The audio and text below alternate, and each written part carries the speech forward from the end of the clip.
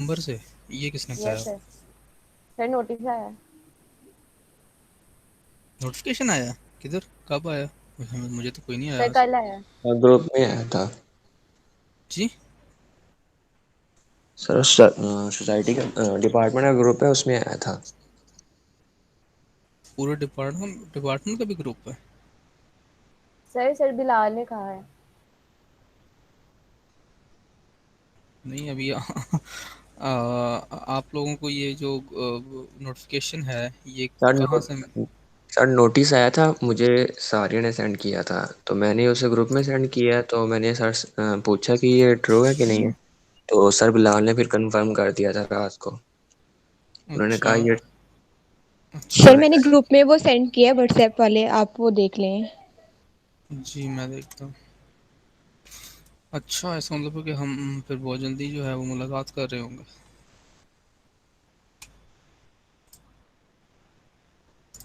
अच्छा। जी सर, बहुत। इंशाल्लाह। आप बड़ा खुश हैं।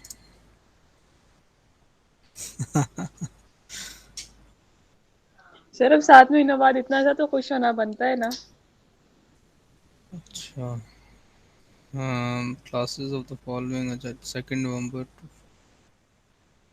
अच्छा, यानी कि इनका इरादा है। अच्छा, यहाँ पे एक और चीज़ भी लिखी हुई है, 2 नवंबर टू 15 दिसंबर। इसका मतलब है कि 15 दिसंबर को ये ख़त्म कर देंगे। अच्छा, वैसे एक और चीज़ भी है। अगर तो आपके face to face classes start हो गई ना, तो एक बात तो कंफर्म है, और वो ये कंफर्म है कि आपके पेपर ट्रेडिशनली होंगे। ठीक है। और इसका मतलब है कि अगर आपकी अगर 2 नवंबर से क्लासेस स्टार्ट होती हैं, तो आज आपकी है 11th क्लास। 11th 12th इस वीक में होगी। 13 14। हाँ जी। 15 16 के वो वीक वीक वो बनता है जिसमें आपकी 15 16 क्लासें होंगी। तो मे भी पता नहीं, आई डोंट नो। हो सकता है कि नवंबर के जो नेक्स्ट वीक है, यानी कि जो वीक स्टार्ट हो 9 से आगे है, 9 से ऑनवर्ड वीक है, उसमें आपके शायद पेपर हो जाए मे बी। मिड टर्म, अगर तो उन्होंने मिड जी टर्म सर और मिड। फाइनल टर्म अलग अलग लेना हुआ तो। और अगर साथ लेना हुआ तो पता नहीं। लेकिन ये बात कंफर्म है कि आप लोगों के पेपर ट्रेडिशनली होंगे, यानी कि वो कॉपीज़ के ऊपर हुआ करेंगे। अच्छा, तो यानी कि आप लोगों का भी जो है वो 2 नवंबर से स्टार्ट होगा। ठीक। चलें, इसका मतलब है हमारे पास ये यानी कि ये वीक है खाली, है ना? नहीं, ये वीक है और अगला वीक भी है। उसके अगले वीक में आप लोगों का स्टार्ट होगा ना। बहुत अच्छा। अच्छा, आप लोगों को मेरी स्क्रीन नज़र आ रही है? Yes sir. हाँ, आप क्वेश्चन थे किसी के, वो पूछ लें। सर 13.12 जो प्रॉब्लम थी, उसके थर्टीन अंदर पॉइंट सर ट्वेल्व आपने, उसमें आपने ग्रुप में पूछा भी था, एक लड़की ने आपसे कि इसके अंदर क्या एरर है। आपने बताया था कि आपने किसी तरह रिमूव किया था, बट सर वो समझ नहीं आ रहा कैसे रिमूव करना है एरर। जी मैं दिखाता हूँ आपको। हमारे पास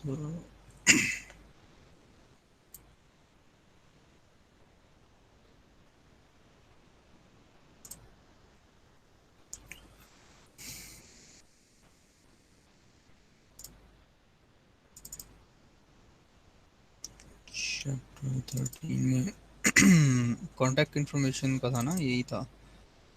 और यही थी, ये था। ये जो प्रैग्मा है ना, ये अब मैंने आपको बताया था ना, प्री प्रोसेसर डायरेक्टिव्स होते हैं। आपने अभी हैश डिफाइन भी पढ़ा, आपने हैश इंक्लूड पढ़ा हुआ है, हैश इफ एंड एफ भी पढ़ लिया, तो और भी बहुत सारे होते हैं। इनमें से एक ये प्लैग्मा भी होता है। ठीक है। ये जो है ना, ये वाला जो प्री प्रोसेसर डायरेक्टिव है ना, ये बेसिकली ये जो वार्निंग है ना, वार्निंग का नंबर है ये 4996। वार्निंग को डिसेबल कर देगा इस पूरी फाइल के लिए। मैंने शुरू में लगा दिया ना, ये पूरी फाइल के लिए इसको डिसेबल कर देगा। तो वो जो वार्निंग आपको आ रही है ना, वो विल थोड़ी करता है क्या कि वो इस तरह की वार्निंग के ऊपर उसको कंपाइल करके रन ही नहीं करता। इनके वो इन्होंने मतलब एक्स्ट्रा चेक्स लगाए हुए हैं, क्योंकि वो सेफ़ नहीं है। वो एक अलग बहस है, क्यों सेफ़ नहीं है, क्या है। तो वो यानी कि चूंकि लेटेस्ट विजुअल स्टूडियो है, तो उसने किया है कि इस तरह की जो वार्निंग्स हैं जो कि कोड के अंदर सी प्लस प्लस या सी के कोड के अंदर जो है वो कुछ रन टाइम के ऊपर एरर जो है वो जनरेट कर सकती हैं। उन तमाम वार्निंग्स, अगर मतलब वो वार्निंग अगर आपके प्रोग्राम के अंदर हों, तो वो आपको प्रोग्राम कंपाइल करके रन ही नहीं करता। तो उसका एक तरीका ये है कि उस वार्निंग को रिमूव कर लिया जाए। अच्छा, वार्निंग को रिमूव करूँगा तो फिर आपको पूरी बैकग्राउंड बतानी पड़ेगी भाई ये क्यों है, क्या है, उसकी ज़रूरत नहीं है। हमने सिंपली उस वार्निंग को डिसेबल कर दिया। और अगर आप पुराने व्हील वीडियो देखेंगे 2017 हो या इवन 2012 हो, तो उसमें ये चल जाएगा, उसमें वो ये आपको वार्निंग नहीं देगा। तो हम क्या करेंगे, हम ये प्रैग्मा का जो प्री प्रोसेसर डायरेक्टिव है इसको यूज़ करते हुए इस वार्निंग को डिसेबल कर देंगे। ये वार्निंग का नंबर था, तो फिर आपको वार्निंग नहीं आएगी, फिर कंपाइल हो जाएगा। समझ आएगी बात? बेसिकली इस सर इस लेकिन फंक्शन में वार्निंग, वार्निंग है। सर वार्निंग किसी एरर की वजह से ही आ रही होगी, हमें वो एरर भी तो नहीं खत्म नहीं, करना वो पड़ेगा। वार्निंग और एरर में डिफरेंस है। वार्निंग में और एरर में डिफरेंस है। वार्निंग ये होती है, एरर तो वो है ना कि जिसके बगैर आपका प्रोग्राम कंपाइल नहीं होगा, और एरर अमूमन सिंटैक्स एरर ही होगा, ठीक है ना। वार्निंग वो होती है कि जिस जो कि कह लो कि आप ऐसा काम कर रहे हो कि आपका प्रोग्राम तो कंपाइल हो गया हुआ है, लेकिन इन मिसाल के तौर पे आप एक डाटा से दूसरे डाटा में कास्ट कर रहे हो। मिसाल के तौर पे आप लॉन्ग से इंटीजर में कास्ट कर रहे हो सकता है कि लॉन्ग की वैल्यू इतनी बड़ी हो गई, आप इंटीजर में कास्ट करो तो वो वैल्यू जो ओवरफ्लो हो जाए, या वो वैल्यू जो है ट्रंकेट हो जाए, कुछ इस तरह काम हो जाए, तो फिर इस केस में वार्निंग आती होती है। तो वार्निंग इज समथिंग कि वो एरर नहीं होता। और वो जो है ना वो क्या कहते हैं, उस वार्निंग के साथ भी आपका प्रोग्राम चल सकता है, लेकिन बेहतर है कि आपके प्रोग्राम को वार्निंग भी नहीं हो। हमारा जो S T R C P Y है ना, इस फंक्शन में वार्निंग है, ये यूज़ नहीं करते, हम S T R N C P Y use करते होते हैं।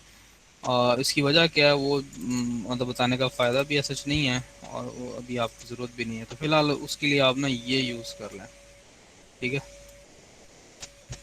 अच्छा, और कोई क्वेश्चन?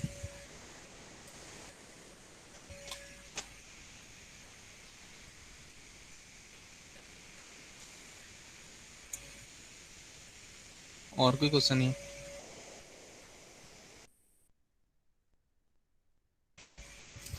अच्छा, मुझे कुछ टाइम दें। सर है। सर वो ये है कि जो अभी 13.12 की बात की है ना सर, उसमें ना उन्होंने दो तरीके से किया हुआ है ना। तो एक में प्राइवेट मेंबर। एक मिनट। सर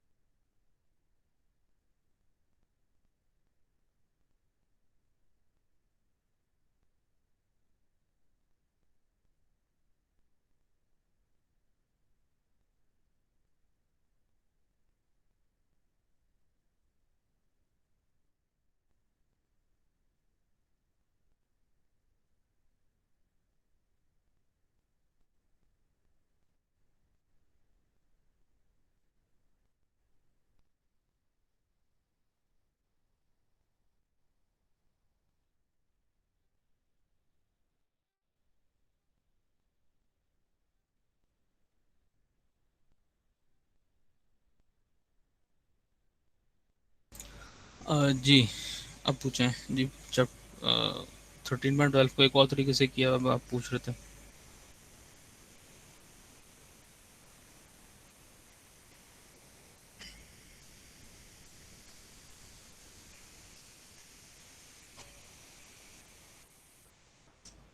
जी जी, आप लोगों को मेरी आवाज़ आ रही है? यस सर आ रही है। यस प्राइवेट सर आ रही है। मेंबर फंक्शन बना के किया है ना। तो सर वो, वो उसमें उसने अच्छा, मुझे आपकी बात समझ नहीं आ रही है क्योंकि आपकी आवाज़ बीच में बंद हो जाती है। फिर पब्लिक में से कॉल किया था। जी सर आ रही है।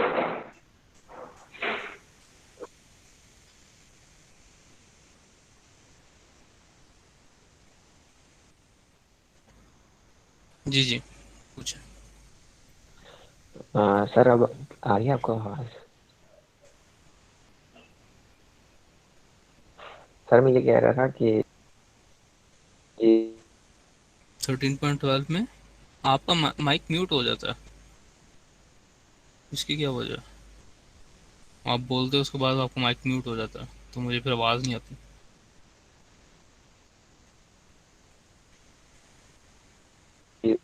Private member. चलिए, अगर किसी और का क्वेश्चन है तो वो पूछ लें, वो डिस्कनेक्ट हो गए। सर जी। सर जो चेक पॉइंट क्वेश्चन है ना 13.22, उसकी मुझे समझ नहीं आ रही कि उसकी आउटपुट कैसे आ रही है। पेज नंबर बताएंगे आप मुझे, कहाँ पर है?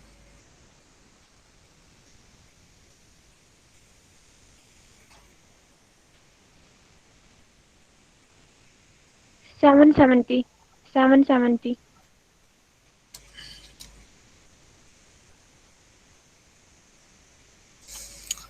What will program display on the screen? अच्छा जी, ये प्रोग्राम है और क्या डिस्प्ले करेगा। अच्छा, सबसे पहले तरीका ये होता है कि आप मेन से स्टार्ट करेंगे, ज़ाहिर सी बात है, क्योंकि मेन से आपकी एग्जीक्यूशन स्टार्ट होती है। अच्छा, ये क्लास है, इसका ये ऑब्जेक्ट बना रहा है और हमने देखा कि ये कंस्ट्रक्टर कॉल कर रहा है। इधर पैरामीटराइज कंस्ट्रक्टर है, इधर डिफ़ॉल्ट कंस्ट्रक्टर है, इधर फिर जो है वो पैरामीटराइज है। और इसने इधर इस पैकेज की क्लास के अंदर एक प्राइवेट मेंबर है और ये एक डिफ़ॉल्ट कंस्ट्रक्टर है, एक पैरामीटराइज और डिस्ट्रक्टर है। तो इसकी जो आउटपुट होगी वो कुछ ऐसे होगी। सबसे पहले आपका ऑब्जेक्ट वन जो है वो क्रिएट होगा ना, तो इसको आप क्रिएट करो यूजिंग पैरामीटराइज कंस्ट्रक्टर। तो ये चीज़ डिस्प्ले होगी। क्या डिस्प्ले होगी? सबसे पहले डिस्प्ले होगा 4, यानी कि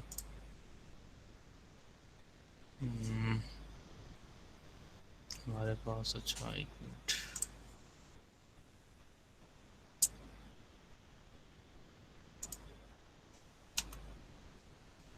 सबसे पहले क्या डिस्प्ले होगा? 4, ठीक है, फिर इसकी वजह 4 से, ठीक है ना। जो उसके बाद क्या होगा, ये वाला ऑब्जेक्ट 7 टू क्रिएट हो रहा है, तो डिफ़ॉल्ट वैल्यू की हमने सेट की हुई है, यानी कि डिफ़ॉल्ट कंस्ट्रक्टर कॉल हो रहा है ना, तो वैल्यू की डिफ़ॉल्ट वैल्यू हमने सेट की हुई है 7, तो 7 डिस्प्ले हुआ पहले, ठीक है। उसके बाद क्या डिस्प्ले होगा? 2 डिस्प्ले 2 होगा, से 4 7 2, ठीक है, 4 7 2। और आपको पता है डिस्ट्रक्टर जो है वो रिवर्स जो है वो कॉल होता है हमेशा, क्योंकि हमारा जो जब भी जितने भी हमारे लोकल जो हैं वो ऑब्जेक्ट्स होते हैं या वेरिएबल्स होते हैं, वो फंक्शन के स्टैक पे पुश होते हैं। तो ज़ाहिर सी बात है, जब वो फंक्शन ख़त्म होगा, मेन फंक्शन ख़त्म होगा, तो वो उन्होंने डिलीट भी होना है। तो जब डिस्ट्रक्टर कॉल होगा तो रिवर्स में होगा, तो प्रिंट इस तरह होगा 2 7 4, तो 4 7 2 इस तरीके से प्रिंट होगा। और फिर दोबारा से जब आप डिस्ट्रक्टर कॉल होगा तो फिर 2 7 4 इस तरीके से होगा। समझ आई कि नहीं? ये हमने क्लास में डिस्कस किया था। आपने वो रिकॉर्डिंग वगैरह सुनी थी? मेरे ख्याल आप क्लास में थी ना, उस क्लास में। मिसबा सर है ना? जी सर, मैंने सुनी थी वो रिकॉर्डिंग, लेकिन मुझे वो फिर समझ नहीं आ रहा था जब मैंने ये सॉल्व करने की कोशिश की थी। तो बस इसमें यही है कि हमारे जो कंस्ट्रक्टर है वो हमेशा जिस सीक्वेंस में कॉल होते हैं, डिस्ट्रक्टर हमेशा उसके रिवर्स सीक्वेंस में होता है, और इसकी वजह यह है कि वो स्टैक पे पुश होता है। जी सर। किसी और का कोई क्वेश्चन?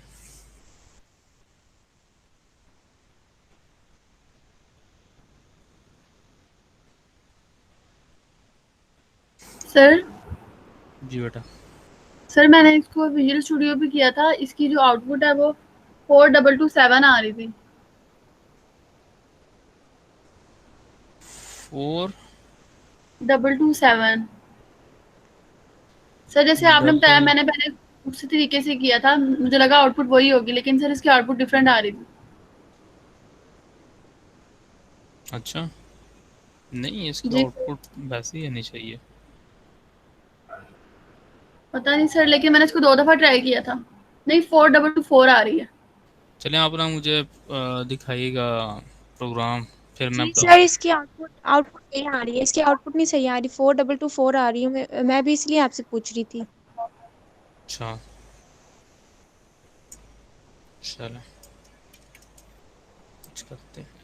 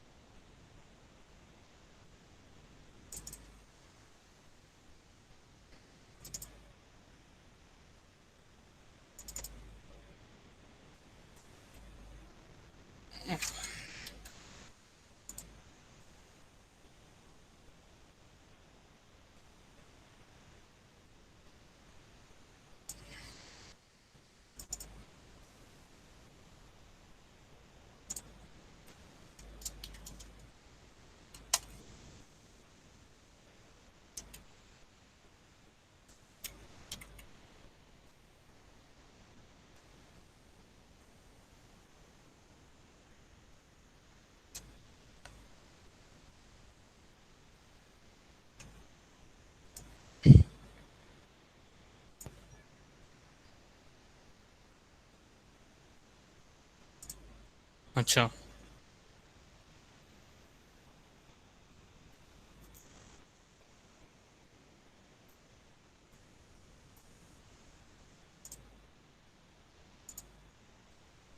देख लेते हैं हम इसको ऐसा क्यों है।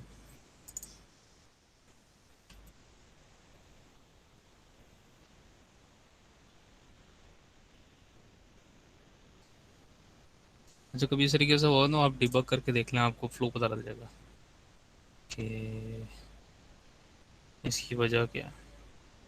और इधर भी हम लगाते हैं ब्रेक पॉइंट, क्योंकि डिस्ट्रक्टर भी कॉल होना है ना बाद में। तो स्टार्ट डिबगिंग, कंट्रोल यहाँ पे आएगा, तो मैं स्टेप इन करूँगा। स्टेप इन होता है F11 से। तो जी ये वाला कॉल होगा कंस्ट्रक्टर पैरामीटराइज्ड, तो इधर 4 पास होगा, वैल्यू क्या 4 है ना। तो एफ स्टेप ओवर किससे होता है, F10 से होता है स्टेप ओवर। ठीक है, तो ये रेंज 4 प्रिंट हो गया हमारे सामने ना, इधर मैंने आपको दिखा दिया। ठीक है, 4 प्रिंट हो गया हुआ है। उसके बाद हम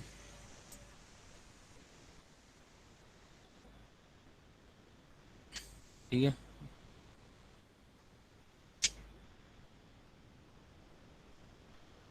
ये ऑब्जेक्टिव क्यों नहीं कॉल किया इसने।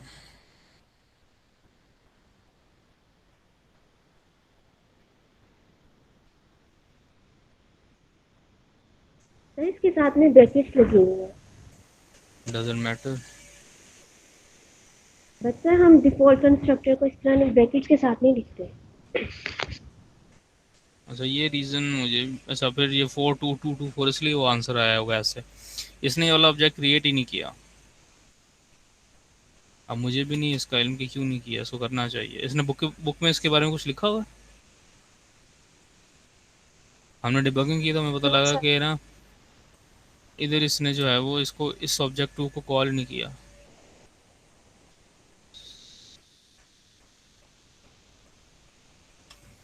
सर माजरत, मेरा इंटरनेट कनेक्शन लॉस्ट हो गया। कोई बात नहीं। अच्छा,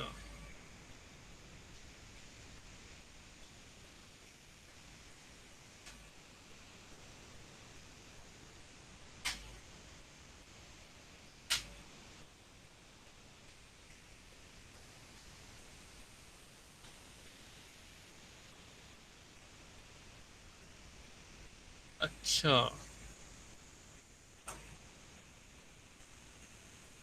अच्छा, अच्छा, अच्छा, अच्छा, ठीक है, ठीक है। ये देखें जी, मैं आपको बताता हूँ। ये वजह क्या है। वो कहता है कि ये चीज़ जो है ना, ये चीज़ जब आपने ऑब्जेक्ट क्रिएट करा ना डिफ़ॉल्ट कंस्ट्रक्टर के थ्रू, तो वो ये डालने की ज़रूरत नहीं है आपको ब्रैकेट्स। ठीक है, ब्रैकेट्स डालोगे तो डिफ़ॉल्ट कंस्ट्रक्टर कॉल नहीं होगा। ठीक है, क्यों नहीं कॉल होगा, समझ आ गई बात। पहली बात तो ये कि ये जो ऑब्जेक्ट टू है ना, ये चीज़ जो है, ये बेसिकली आप ऑब्जेक्ट को क्रिएट नहीं कर रहे हो। यानी कि जब आपने डिफ़ॉल्ट कंस्ट्रक्टर थ्रू की ऑब्जेक्ट क्रिएट करना है, तो ये ब्रैकेट्स डालने की ज़रूरत नहीं होती है। अगर ब्रैकेट्स डाल दोगे तो ये जो है ना, वो समझेगा कि आप एक फंक्शन डिक्लेयर कर रहे हो जिसका नाम obj2 है, जिसको पैरामीटर कोई पास नहीं होते, और ये रिटर्न करता है ये पैकेज। समझ आई।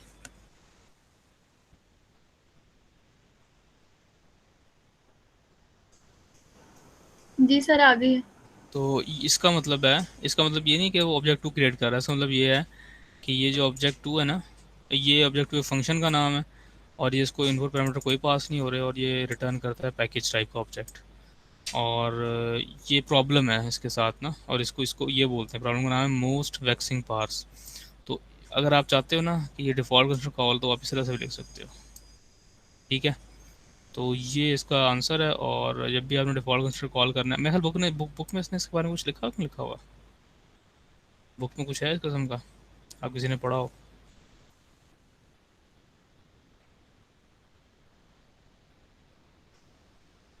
उसने कुछ नहीं लिखा और इसके बारे में।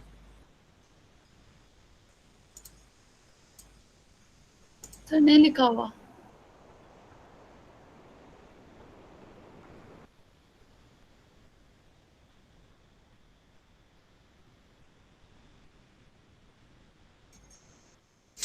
ठीक है, तो चलें आपको पता लग गया डिफ़ॉल्ट कंस्ट्रक्टर से जब भी आपने ऑब्जेक्ट क्रिएट करना है तो वो ऐसे करना है, ऐसे नहीं करना। ऐसे करेंगे तो वो उसको समझेगा कि ऑब्जेक्ट टू फंक्शन है जो कि ये रिटर्न करता है और कोई पैरामीटर नहीं लेता, ठीक है ना। तो ऐसे नहीं करना, आपने ऐसे लिखना है, ठीक हो गया।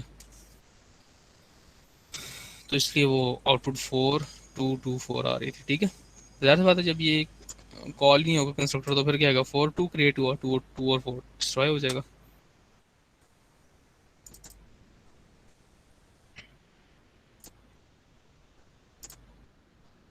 अच्छा अच्छा, एक और चीज़ है वैसे, आप लोग मुझे एक और चीज़ बताएं कि आप लोग अगर 2 नवंबर से क्लासेस स्टार्ट हो रही हैं आपकी, तो हमारी क्लास का मतलब है कि 4 नवंबर को होगी।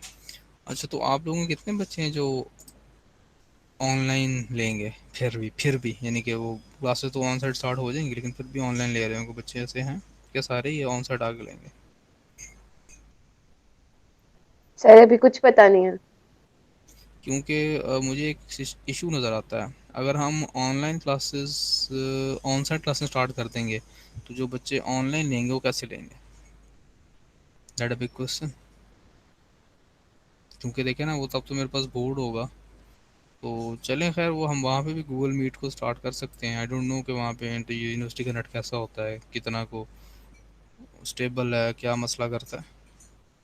लेकिन जो ऑनलाइन ले रहे हो शायद उनको वो सफ़र करें, मे बी, मतलब ये मेरा ख्याल है ऐसा होगा।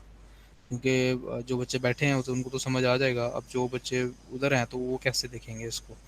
मतलब वहाँ पे ज़रूरी भी नहीं है कि माइक हो मेरे पास और माइक्रोफोन हो। यानी कि जो हमारा सिस्टम था, जिस सिस्टम पे हम काम करते थे, आपको याद होगा, वहाँ पे माइक तो नहीं था ना, कोई माइक नहीं था। तो ये एक चीज़ है।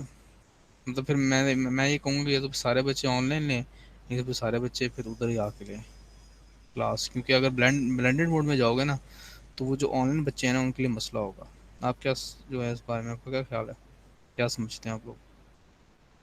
यस सर, ऐसा ही होना चाहिए।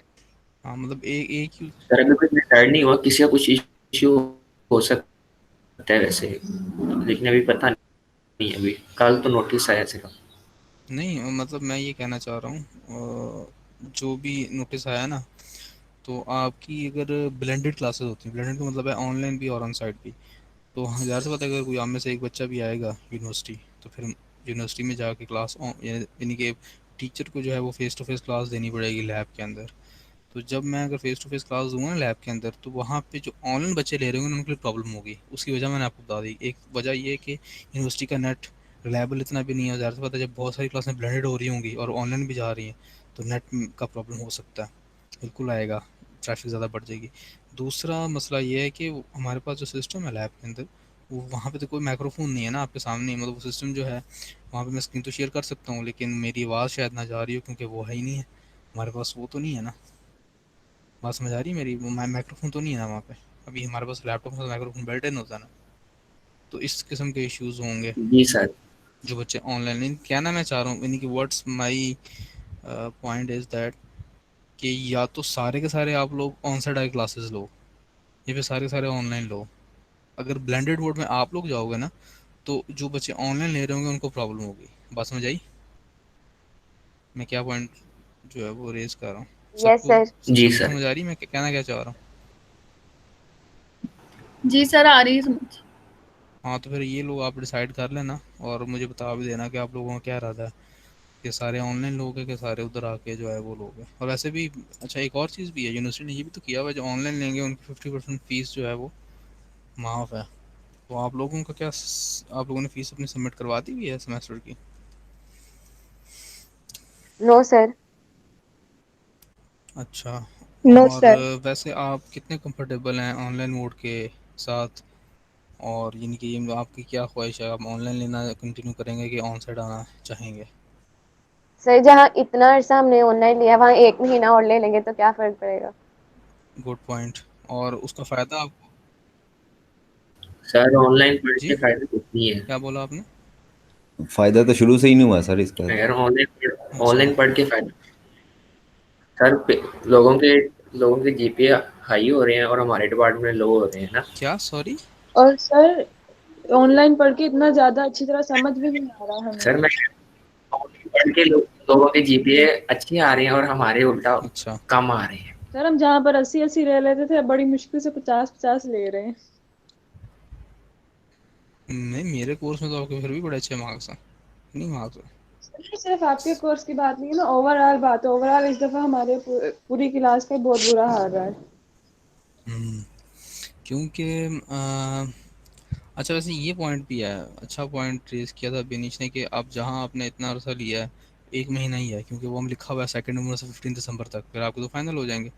तो अब इट डिपेंड्स, मतलब ये आप चूज़ करें, मतलब आपको सोचना पड़ेगा कि आप 1 मंथ आएँ, 1 मंथ ऑलमोस्ट बनता है, ये 1 मंथ और 1 वीक बनता है, और आप 100% फीस पे करें, या फिर आप वो 1 महीना भी ऑनलाइन लेके जो है 50% फीस पे करें और काम करें। मतलब ज़्यादा बताओ, आप लोगों का तो वो सेशन वो है कि आप लोगों की आज 11th क्लास है, अब लोग तो तकरीबन हाफ सेमेस्टर तकरीबन तकरीबन कवर हो चुका हुआ है आपका, वो तो ये एक पॉइंट है। मतलब अगर मिसाल अगर आप 1 मंथ आके ले लेते हो क्लास ऑन साइड भी, तो क्या इस बात की गारंटी है कि आपके CGPA जो है वो बहुत ऊपर चले जाएंगे? समझ आई बात?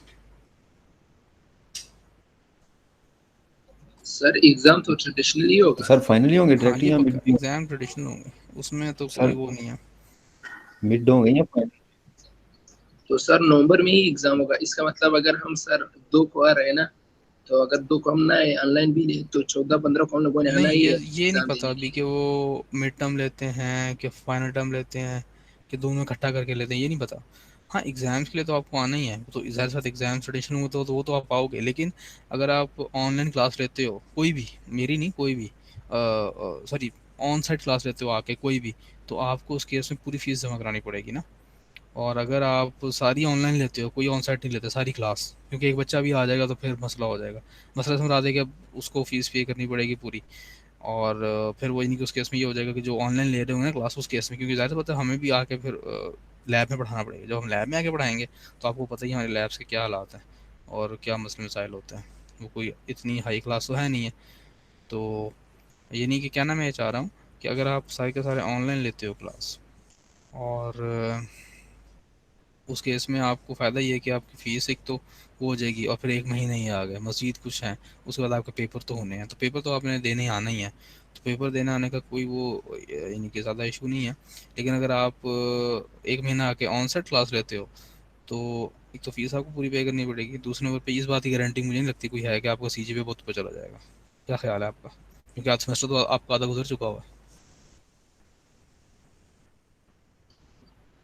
जी सर तो बिल्कुल। ये ना आप लोग आपस में सोचिएगा, मशवरा कीजिएगा, मुझे बताइएगा कि आप लोगों का क्या इरादा है, क्योंकि ज़्यादा बात उसी लिहाज से हमें जो है वो करना होगा। अ, क्योंकि ये एक इशू जो मुझे भी नज़र आ रहा है, फोर्सिंग मैं कर रहा हूँ, ये कि ब्लेंडेड मोड में जो ऑनलाइन बच्चे क्लास ले रहे हैं ना, उनको प्रॉब्लम हो, वो सफ़र करेंगे, ये पक्की बात है।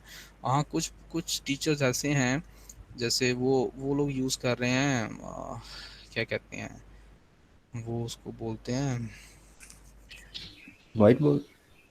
हाँ नहीं नहीं, वाइट, वो एक माइक्रोसॉफ्ट वर्ड। सॉफ्टवेयर डिवाइस है, वो एक वो यूज़ कर रहे हैं, पता नहीं क्या नाम है वो, मतलब पेन होती है, टच पेन है, और सर वो माइक्रोसॉफ्ट व्हाइट बोर्ड है। हाँ वो होता ही है। ख्याल आप लोग उनमें से किसी टीचर से क्लास ले रहे हैं, एक तालिब साहब हैं और एक इब्रार साहब हैं, उनमें से मतलब आपकी क्लास होती है उनके साथ, किसी एक के साथ? नो सर, सर रातिफ। दोनों के साथ नहीं थी। सर आतिफ भी लेते हैं, अच्छा वो ये है। अच्छा, सर माइक्रोसॉफ्ट, आतिफ और सर पैसे के पास भी वही, और हम उनसे क्लास लेते हैं दोनों से। हाँ वो माइक्रोसॉफ्ट वाइट बोर्ड को आपके सामने शो कर देते होंगे, और वो जैसे बोर्ड पे लिखते हैं वैसे लिखते हो आप लोग भी उस पे? Yes sir. ये सर बोर्ड जैसा होता है। हाँ, वो जो टीचर दूसरा कर रहे हैं ना, उनके पास वो हैं, क्या उसको बोलते हैं यार, वो मेरे ज़हन में ना नाम नहीं आ रहा उसका। एक होता है टच पेन, ठीक है, एक तो टच पेन है उनके पास, और दूसरा एक डिवाइस होती है जो आपके लैपटॉप के साथ लग जाती होती है, और वो होती है टच पैड की तरह, समझ लो बड़ी सी डिवाइस, नहीं बोर्ड होता है आपका। एक्चुअली जब वो बोर्ड पे लिख रहे होते हैं ना, तो कंप्यूटर पे नहीं लिख रहे होते, वो अपने उस बोर्ड पे लिख रहे होते हैं। और वो डिवाइसेस जो उन टीचर्स के पास हैं, वो इसलिए हैं क्योंकि वो प्रोजेक्ट्स कर रहे हैं यूनिवर्सिटी के साथ, यानी कि एक हमारा यूनिवर्सिटी का ये होता है कि जो बंदा रिसर्च प्रोजेक्ट कर रहा होता है ना, तो उसको ग्रांट मिलती है, तो उस ग्रांट को जो है ना यूज़ कर सकता है, तो वो उन्होंने उससे परचेज़ किया हुआ है, क्योंकि वो इट्सल्फ डिवाइस जो है ऑलमोस्ट 30-35 थाउजेंड के से भी ऊपर की भी है। और वो पेन भी जो है वो आ गया है। तो ये सिनेरियो है, मतलब जो टीचर्स वो लोग यूज़ कर रहे हैं ना, वो टीचर्स जो चीज़ें वो यूज़ कर रहे हैं, तो वो इसलिए हैं कि यूज़ कर रहे हैं कि उनके पास उनके उनके प्रोजेक्ट्स की वजह से उनके पास वो है। और बाकी जो सर बिलाल हैं, जो डायरेक्टर साहब हैं, वो तो और तरीके से यूज़ कराते हैं। वो पिक्चर्स लेते हैं और वो पता नहीं किस तरीके से शेयर करते हैं चीज़ों को। वो मेरे ख्याल उससे को खास समझ नहीं आती, नोट शेयर कर देते हैं, पिक्चर्स ले देते हैं। वैसे पर्सनली मुझे ये लगता है जो हमारा सब्जेक्ट है ना, हमारा सब्जेक्ट ऐसा है कि आप उसको ऑनलाइन पढ़ सकते हो बैठ के, मतलब जैसे हम मैं आपको करा रहा हूँ, मोस्टली कोड कर रहा होता हूँ। हमारे केस में बोर्ड की अब आके, शुरू में तो शायद ज़रूरत पड़ती है ज़्यादा, क्योंकि अब आकर चीज़ें वो हैं जो कि पिछले के ऊपर बेस कर रही हैं, तो बोर्ड की ज़रूरत इतनी शायद हमें भी ना पड़े, हम कोड ही कर रहे होंगे वो जिस पे हम कोडिंग कर रहे होते हैं। बहरहाल ये कुछ चीज़ें हैं, आप लोग अच्छी तरह से सोच के ना आपस में मशवरा कर लेना, और फिर मुझे बताना कि आप लोग जो है वो क्या आप लोगों ने क्या डिसाइड किया है, और आप लोग किस मोड की तरफ जाना चाहोगे। मेरा मशवरा आपको ये है कि किसी एक मोड को चूज़ करना, क्योंकि अगर दोनों ब्लेंडेड मोड को चूज़ करोगे तो जो ऑनलाइन लेंगे उनको मसला होगा।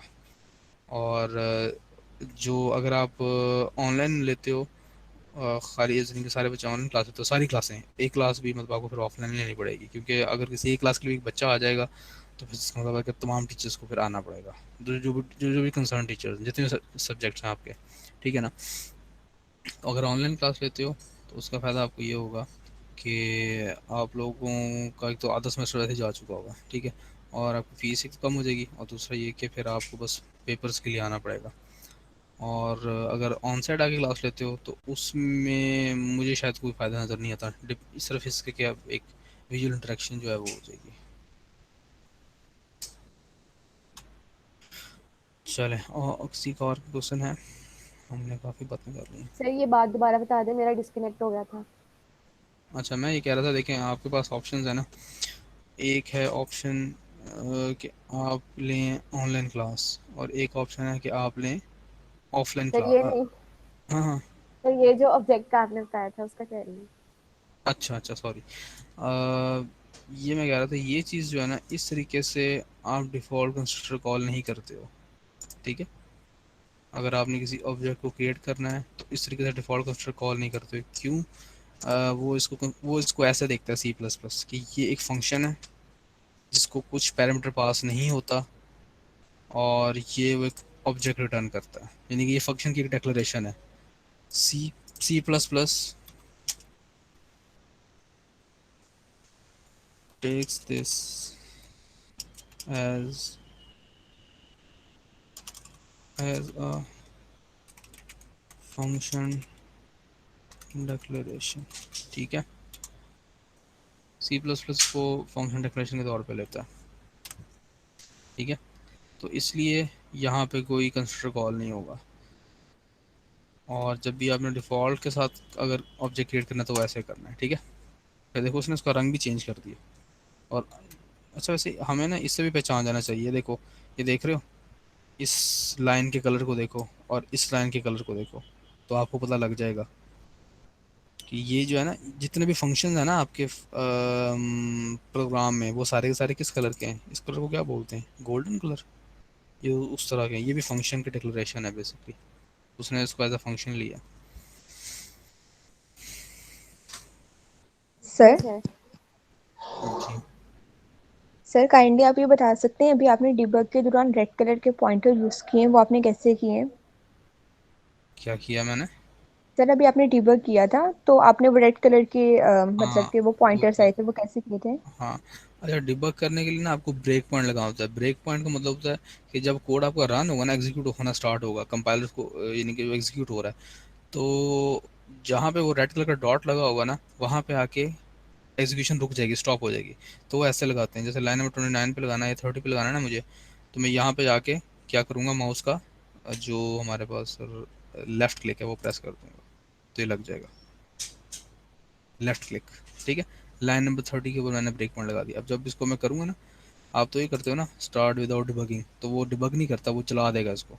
अब मैं डिबगिंग करूँगा, स्टार्ट डिबगिंग करूँगा, तो ये प्रोग्राम चलेगा, स्टार्ट होगा, और जैसे लाइन नंबर 30 पे आएगा रुक जाएगा। ये रुक गया यहाँ पे, अब मेरा वेट कर रहा है कि आगे मैं खुद से इसको चलाऊँ।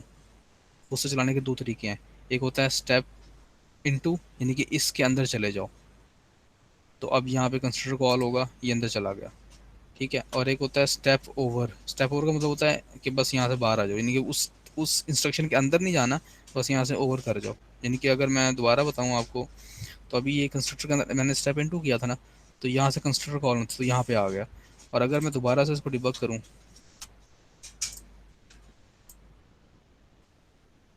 और अब मैं स्टेप ओवर करूँगा, तो अब कंस्ट्रक्टर कॉल नहीं होगा, बल्कि जो भी चीज़ होनी थी वो हो गई है और कंट्रोल नीचे आ जाएगा। तो ये स्टेप इनटू और स्टेप ओवर में फ़र्क होता है।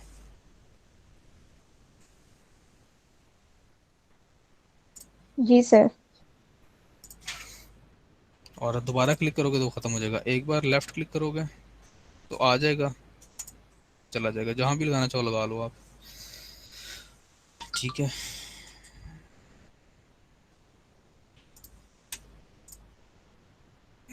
जी जी, जो आपने शेयर किया था जी, हमसे भी शेयर हो गया ऑफिशियली। 3rd और जो 5th सेमेस्टर है वो 2 नवंबर से 15 दिसंबर तक जो है ना वो चलेगा। यानी कि आप लोगों की जो है वो ज़्यादा अच्छी इन्फॉर्मेशन है, मतलब आप लोगों का जो मीडिया ज़्यादा फास्ट है, बच्चों का अमूमन होता ही है। Yes sir. बहुत अच्छा। चलें अब हम जो है ना वो काम करते हैं। और कुछ सवाल किसी ने कुछ पूछना? सर मैंने एक चीज सर पूछनी है। मेरा डिस्कनेक्ट हो गया। जी अमीर हमजा पहले आप पूछ लें, फिर आप सना को आप।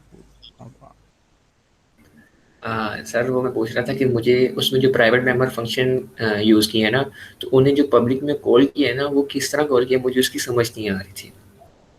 13.12 में वर्जन 2 अच्छा हेडर फाइल जो है।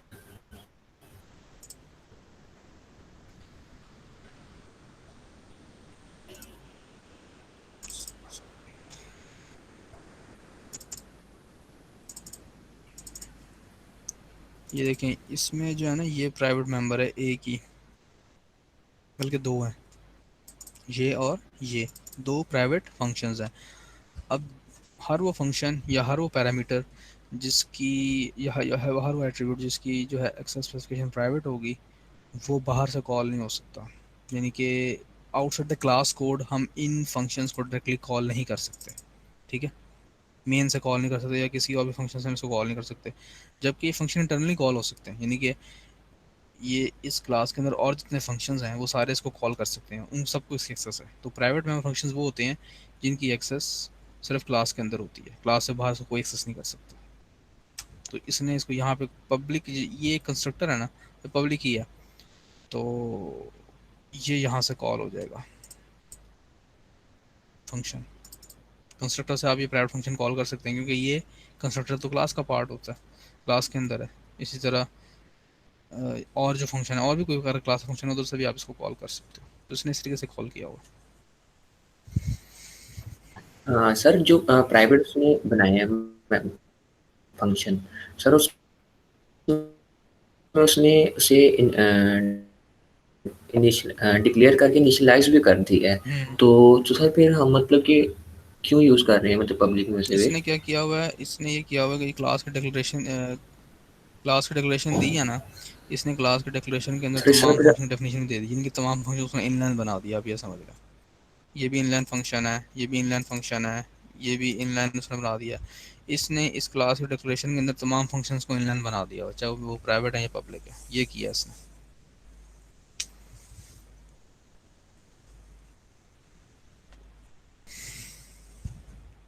समझ आया?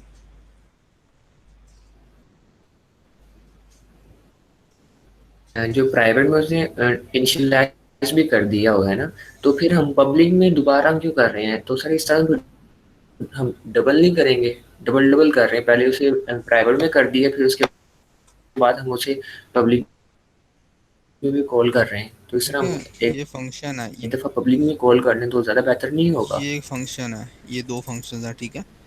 इन फंक्शंस को यहाँ से कॉल कर रहा है, ये तो फंक्शन की डिक्लेरेशन और डेफिनेशन है ना साथ ही। ये क्या है? फंक्शन की डेफिनेशन है ना, ये फंक्शन की डेफिनेशन है। इसको कॉल भी तो करना है ना, फंक्शन तो तभी चलता है ना जब उसको कॉल किया जाता है। तो वो यहाँ से कॉल कर रहा है, बस कंस्ट्रक्टर से कॉल जी कर रहा है, सर। Simple is that. इन जी सर। फंक्शंस को कंस्ट्रक्टर से कॉल किया जा रहा है।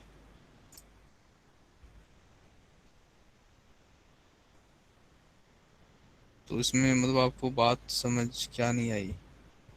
दो दो बार कॉल तो नहीं कर रहे हम, तो उसको एक बार ही कॉल कर रहे हैं कंस्ट्रक्टर के अंदर। ये तो उनकी डेफिनेशन है, फंक्शन की डेफिनेशन है ये तो।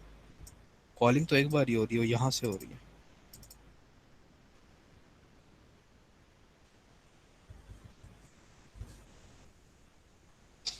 समझ आ गई बात आपको?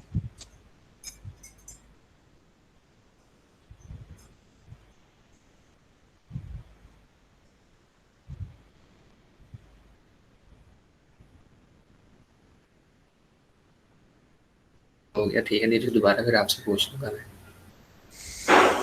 अच्छा और जी सना? सर मैंने एक जगह पढ़ा है कि कंस्ट्रक्टर की 3 टाइप्स होते हैं, एक पैरामीटराइज्ड, एक डिफॉल्ट और एक कॉपी कंस्ट्रक्टर। सर जी तो कॉपी बिल्कुल। कंस्ट्रक्टर हमारे यहाँ पर काम का है कि नहीं है? मतलब वो हाँ ऑब्जेक्ट वो, को कॉपी करने के लिए होता है ना? जी बिल्कुल। जिस क्लास हमने में वो डिफाइन हुआ है उसके ऑब्जेक्ट ये उस देखें जी, ये देखें, तो इंशाल्लाह हम पढ़ेंगे इसको। बिल्कुल बहुत काम का होता है, तो हम पढ़ेंगे इंशाल्लाह अगले चैप्टर में इसको। जी ठीक है सर। किसी और का क्वेश्चन?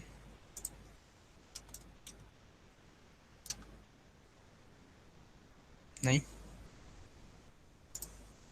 चलें, हम क्या करते हैं, आज हम जो है वो ये सॉल्व करते हैं। जो पहला प्रोग्रामिंग चैलेंज है वो करना है आज, ठीक है?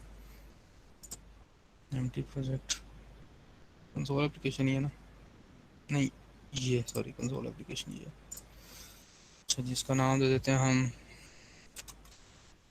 चैप्टर 13 PC1, ठीक है? मतलब चैप्टर 13 है, प्रोग्रामिंग चैलेंज बनना।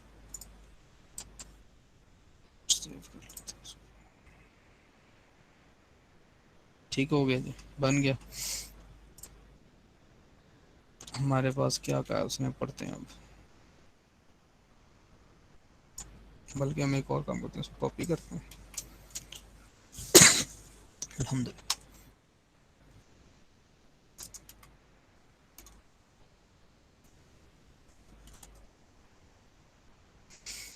जी, date, design a date class call date, ठीक है? The class should store a date in 3 integers, month, day and year. There should be member functions to print the date in the following forms, ठीक है? Demonstrate the class by writing a complete program implementing it. अच्छा, input validation, do not accept values, ठीक है? input validation भी करनी है। और हमने जो है वो, ठीक है, सिंपल सी डेट क्लास हमने बनानी है और उसके अंदर जो है ना वो हमने काम करना है। तो लें जी, हम सबसे पहले हेडर फाइल बनाएंगे, ठीक है? न्यू आइटम, हेडर फाइल, ठीक है? और इसका नाम दे देते हैं डेट, ठीक है? इसने खुद से डाल दिया इसको। अच्छा ठीक है, हम कहते हैं hash if end date underscore H, define date underscore H, हो गया एंड, ठीक है जी।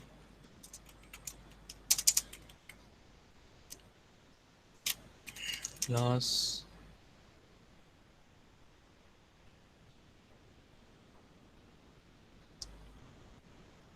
Date,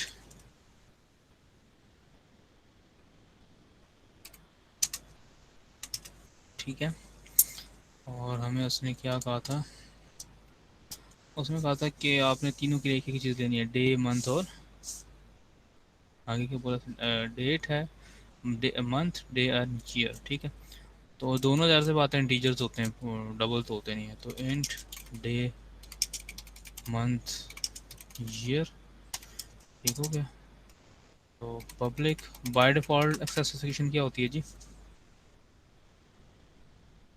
public sir, private. Sorry private, private, private होती है। प्राइवेट। प्राइवेट। प्राइवेट। अच्छा,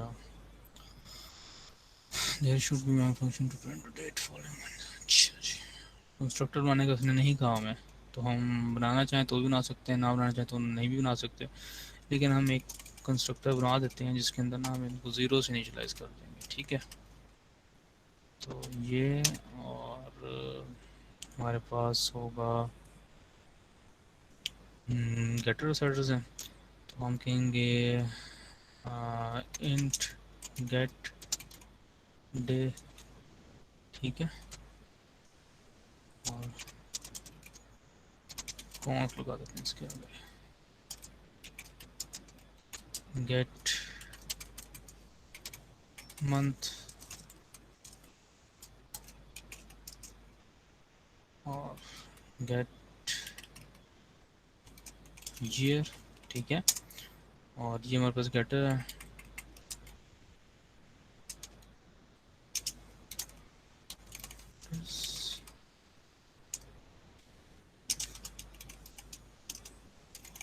सेटर्स वाइट सेट डे, ठीक है, एंड डी,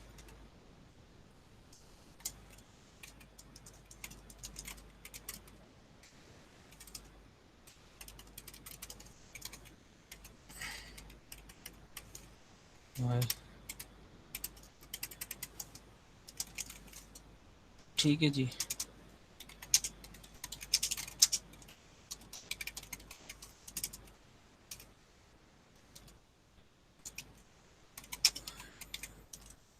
प्रिंट, ठीक है, तो ठीक है, इसमें हमें क्या क्या प्रिंट कैसे करना है, there should be member functions. अच्छा, member functions to print the date in following format. अच्छा अच्छा, इसने इसका इसका मतलब है कि एक साथ फंक्शंस होंगे जो कि इस फॉर्मेट में प्रिंट करें।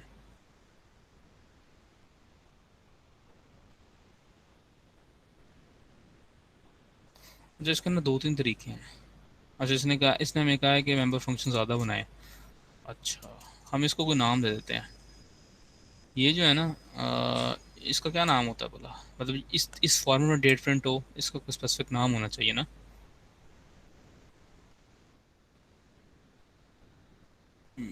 आप लोगों को पता है इस फॉर्मेट में जो डेट प्रिंट होती है उसका हम क्या कहते हैं। ये है हमारे पास,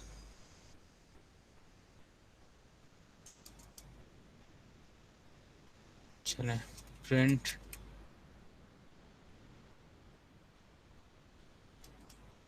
सर हम फॉर्मेट 1 फॉर्मेट 2 फॉर्मेट 3 नहीं कर सकते फंक्शंस के नाम? हाँ, लेकिन वो अच्छा नहीं है कुछ, मतलब वो उसमें डिस्क्रिप्टिव नहीं ना होगा, इसका नाम होता है कुछ। चले हम इस तरह कर लेते ताकि हमें भी पता लगे ना। हम कहेंगे जी ये इस तरीके से प्रिंट होगी date, print D D days होंगे, और हमारे पास ये तो आ नहीं सकता ना उसके नाम के अंदर, ठीक है, day day M M Y Y Y, ऐसे ही है। हाँ जी, ठीक है। एक फंक्शन ये है हमारे पास प्रिंट करने का, एक फंक्शन हमारे पास ये होगा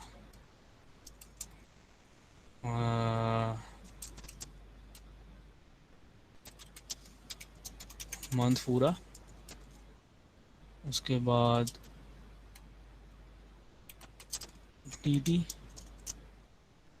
और कॉमे के बाद वाई वाई, ठीक। एक इस तरीके से डेट होती होगी हमारे पास, और एक इस तरीके से डेट होगी कि पहले डे है डी डी, मंथ, और आगे ये, ठीक है। इसका मतलब है कि ये ऐसे प्रिंट होगा। आज क्या तारीख है जी, आज है 21/10 और 2020, ठीक है। इसका मतलब है ये ऐसे प्रिंट होगा, अक्टूबर 21 2020, और इसका मतलब है ये ऐसे प्रिंट होगा 21 अक्टूबर 2020, ठीक है। ठीक हो गया, फॉर्मेट समझ आ गए। तीन प्रिंट्स करना, तीन तरीके से हमें प्रिंट करना है ना, ठीक है। ये आप क्लास की डिक्लेरेशन है हमारी, ठीक है। जो उसने हमें क्वेश्चन दिया था उसमें मैंने क्लास को डिक्लेयर कर दिया, तो उसमें सिंपल 3 मेंबर वेरिएबल्स हैं, तो 3 ही गेटर होंगे, 3 ही सेटर होंगे, ठीक है। और फिर हमने उसने कहा था कि भाई तीनों आपने डेट 3 तरीके से प्रिंट करनी है, तो हमने इस तीनों तरीके से डेट को प्रिंट करने के लिए फंक्शंस लिख दिया। अब हमने इसकी इम्प्लीमेंटेशन देनी है, तो हम कहेंगे जी सीपी फाइल, इसका नाम रखेंगे, जहाँ आप लोगों को समझना है तो पूछ लीजिएगा, ठीक है। अच्छा जी, hash include date dot H, ठीक हो गया। Using name space std include stream, ठीक है जी। सबसे पहले हमारे पास था constructor date, scope resolution operator date. Constructor में हमने क्या करना है, कुछ नहीं करना। डे है इज इक्वल्स टू मंथ है इज इक्वल्स टू ईयर है इज इक्वल्स टू 0 कर देना, ठीक है। अच्छा जी, हमारे पास हैं जी गेटर्स फंक्शंस हैं, गेटर्स हैं। तो हमारे पास रिटर्न टाइप क्या थी, and date, scope resolution operator, get day const, ठीक है, रिटर्न डे, ठीक है।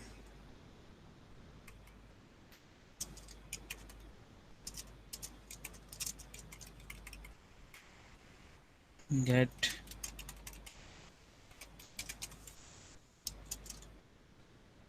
मंथ है, गेट ईयर है, मंथ ईयर, क्लियर है जी।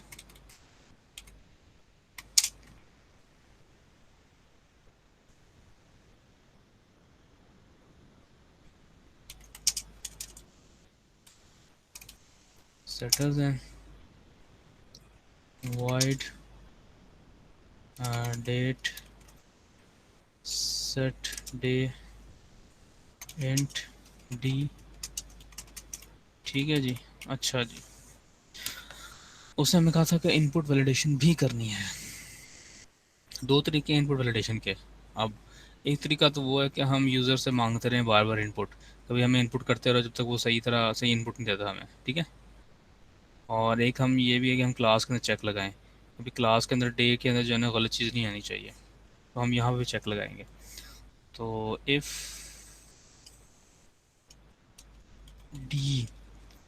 डी लेस देन 1 या डी ग्रेटर देन 31, तो ये इनवैलिड डेट्स है ना।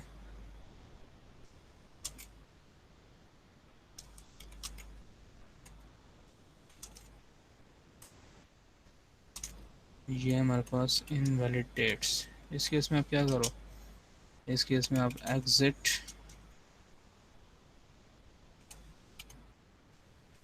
फेलियर, ठीक है। इसके लिए हमने कौन सी क्लास इंक्लूड करनी थी, आयो मैप, याद है किसी को? हमने की थी ना क्लास ऐड, यही जी सर, आयो आई मैं मैंने आई इंक्लूड आयो मैप, ठीक हो गया जी। ठीक है, नहीं तो फिर अगर ये कंडीशन ट्रू नहीं होती है तो फिर आप सिंपली डे को किसके इक्वल कर दो, डी के, ठीक है जी। ये काम हमने आगे मंथ के साथ करना है और ईयर के साथ करना है। अच्छा, ईयर के लिए तो हमें कोई चेक लगाने की ज़रूरत नहीं, ईयर तो कुछ भी हो सकता है अनलेस अनटिल, मतलब चलिए ईयर के भी लगा लेंगे, लगाएंगे, ईयर के लगाने चाहिए। मंथ एम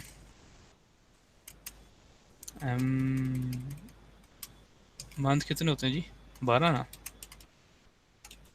ठीक है। सर तो डेज में तो कुछ के 30 होते हैं, कुछ के 29 होते हैं, तो उनके लिए तो वो वो सबके लिए 31 लेगा ना। वो हाँ जी, हम वो नहीं चेक कर रहे अभी। अगर उसने फरवरी सेलेक्ट करके 30 दे दिया तो हम वो चेक नहीं कर रहे। वो हम वहाँ पे मेक श्योर कर लेंगे मेन में। अभी देखो ना, इस क्लास के अंदर जो ऑब्जेक्ट है ना, इसकी रिस्पॉन्सिबिलिटी ये है कि ये जो डे है ना, डे, वो हमारे पास जो रेंज है ना, वो ये रेंज है, यानी कि एक वैलिड डे जो है 131 के दरमियान होता है। बस हमें ये पता है। अभी हमें यहाँ पे ये नहीं लगाना है कि जो है ना वो जो हमारे पास है ना क्या कहते हैं उसको, मंथ, वो उसके लिहाज से हम डे को नहीं देख रहे, क्योंकि ये डे हम अलग से ले रहे हैं ना, एक अलग से इनपुट है। तो इस डे के फंक्शन का काम जिसने खाली डे को सेट करना है, उसने ये रेंज देखनी है, उसको मंथ के बारे में कुछ नहीं पता। हम ये मेन में चीज़ चेक कर सकते हैं कि अगर उसने फरवरी एंटर किया तो साल 30 एंटर ना करे, ठीक है। ये हम वहाँ वेरीफाई करेंगे। इस फंक्शन ओके की सर। रिस्पॉन्सिबिलिटी खाली इतनी है, इसने डे को वैलिडेट करना है। हमेशा याद रखें, फंक्शन से वही काम लेना है जो वो करता है, उससे एक्स्ट्रा काम नहीं लेना। अच्छा, ये हमारे पास है जी ईयर, ठीक है। सर उसमें मंथ आएगा, month is equal to one. जी बिल्कुल सही कहा आपने, शाबाश।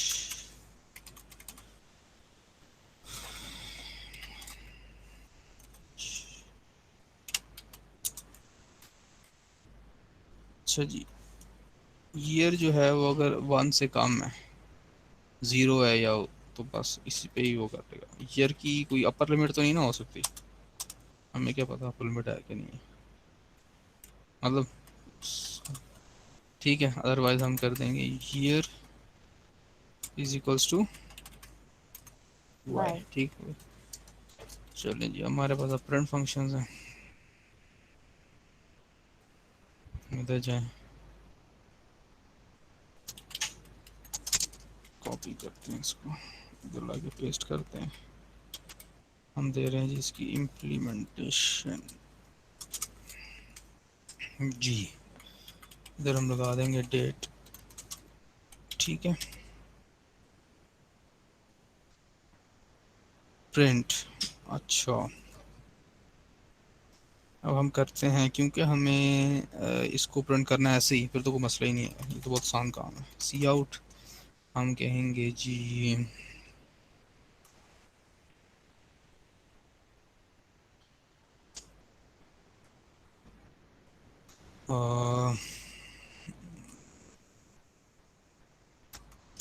डे फॉरवर्ड स्लैश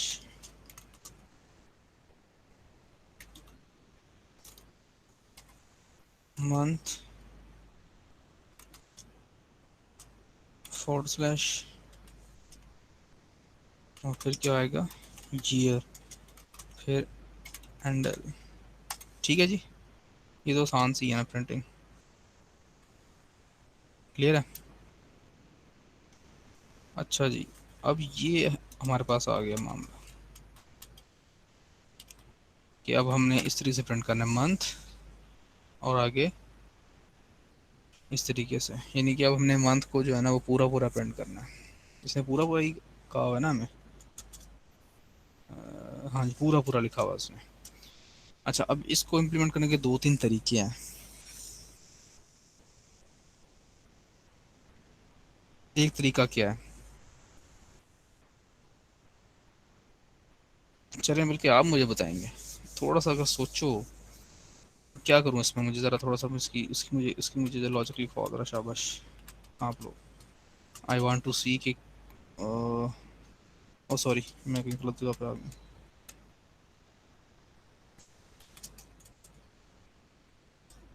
यहाँ पे, बल्कि नहीं यहाँ पे भी नहीं, ये यहाँ पे, हाँ जी, इसकी मुझे ना लॉजिक लिखवाएं ज़रा। यहाँ पे हमने करना है कि ऐसे प्रिंट करना है, तो क्या करूँ मैं, शाबाश। सर हमें उसको सर हमें उसको मंथ देने पड़ेंगे, लाइक कि वो अक्टूबर या नवंबर हम ये वगैरह करें, प्रिंट हाँ करे, तो हमें स्ट्रिंग स्ट्रिंग सबसे पहले तो देना पड़ेगा, हाँ और हमें, उसके बाद हम स्विच स्टेटमेंट यूज कर सकते हैं सर। हाँ गुड गुड आइडिया।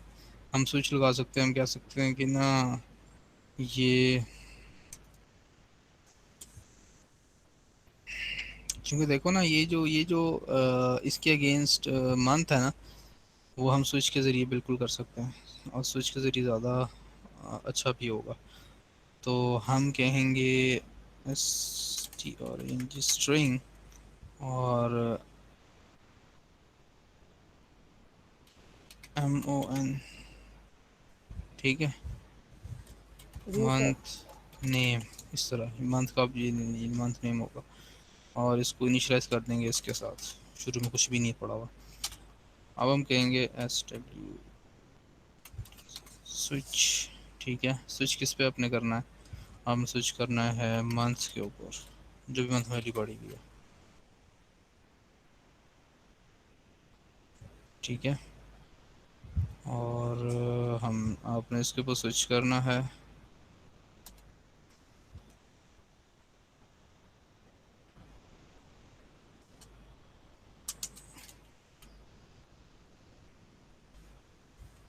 इधर कॉलन आता है, क्या आता है? नहीं सॉरी, ब्रैकेट्स आएंगे ना।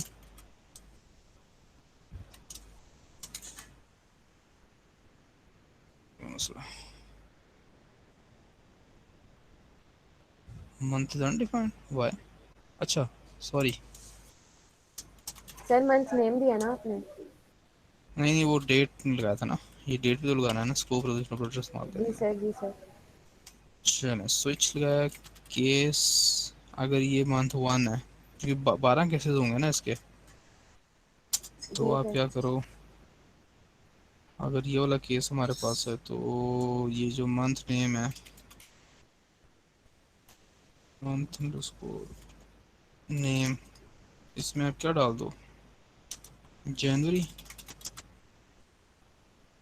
ठीक है। क्लियर है? इस तरह से हम 12 केसेस बना लेंगे।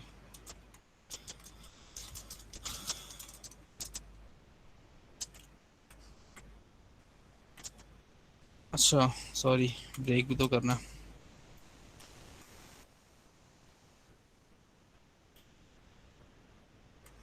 दोबारा से बनाने पड़ेंगे।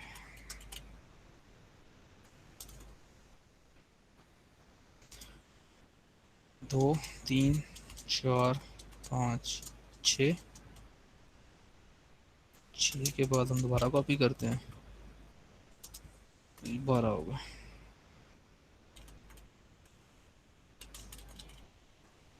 To FEB Feb, oh sorry FEB,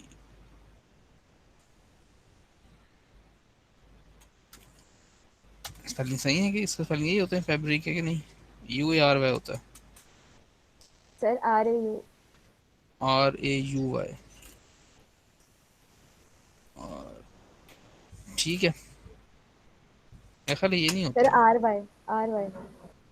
RAURY,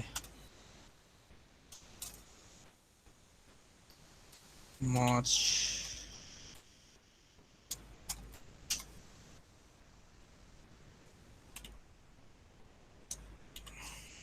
May,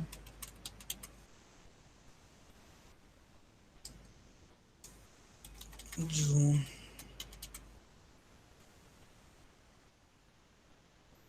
sorry मार्च तो अप्रैल आता है।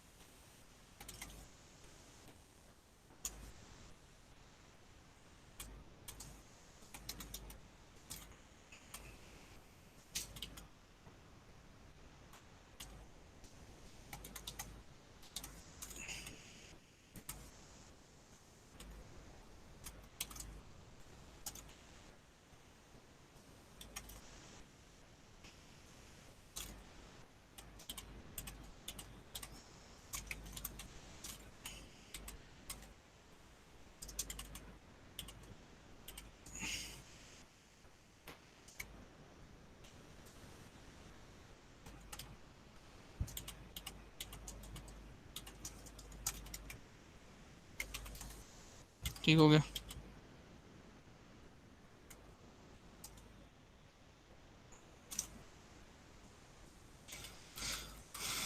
लो जी, अब हमने क्या करना है,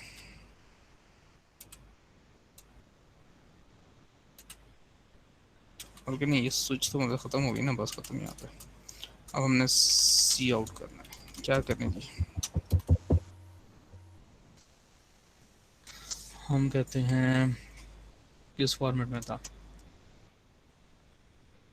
ये है फॉर्मेट हमारे पास ऐसा अक्टूबर। ठीक है, तो हम सबसे पहले क्या प्रिंट करेंगे, सबसे पहले प्रिंट करेंगे string name month, month name. ठीक है, मंथ नेम। उसके बाद हम स्पेस देंगे, उसके बाद हम प्रिंट करेंगे डे, उसके बाद हम प्रिंट करेंगे कॉमा, फिर स्पेस दे देंगे, उसके बाद हम प्रिंट करेंगे ईयर, ईयर।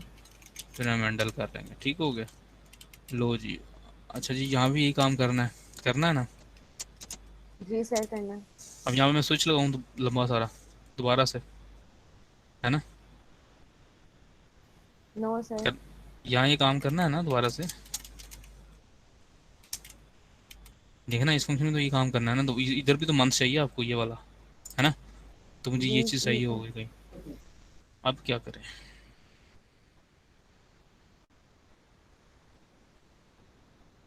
सर अगर हम यहाँ से ये वाला कंस्ट्रक्टर कॉल कर लें।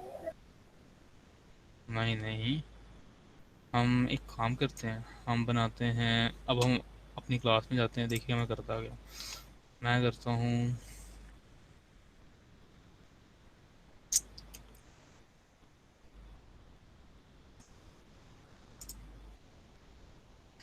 ये, देखिएगा हमारे, मैं लिखता हूँ एक और मेंबर फंक्शन और मेंबर वेरिएबल, इसका नाम क्या है, मंथ नेम। ठीक है, ये है प्राइवेट और ये विजिबल भी बाहर नहीं होगा हमें। ठीक है, और मैं यहाँ बनाता हूँ एक और फंक्शन वाइड सेट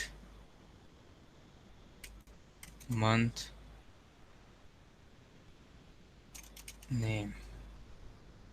ठीक है, अब आपको समझ आएगा कि हम कैसे प्राइवेट फंक्शन को यूज़ करते हैं, क्योंकि हमने बाहर तो ये चीज़ देनी नहीं है। तो हम क्या करते हैं, यहाँ पे हमारे पास सेटर है ना, यहाँ एक और सेटर लिखते हैं और उसकी इम्प्लीमेंटेशन देते हैं। अच्छा, ये क्योंकि प्राइवेट फंक्शन है ना, तो ये क्लास से बाहर एक्सेस नहीं होगा। वाइड डेट, क्या नाम रखा था हमने इसका जी, सेट मंथ नेम ना।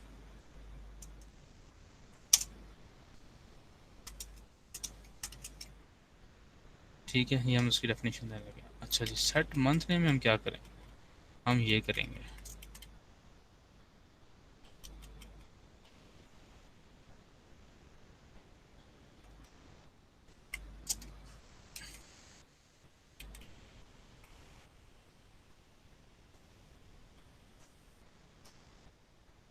देखें, फंक्शन बनाने से कितनी चीज़ जो है ना वो ज़बरदस्त हो जाती है।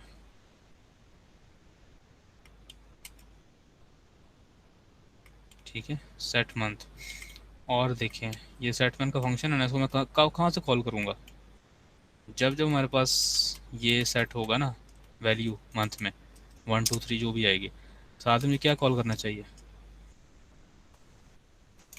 डेट सेट मंथ में।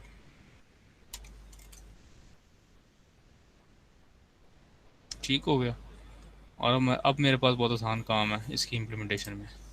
क्या बोला, सी आउट,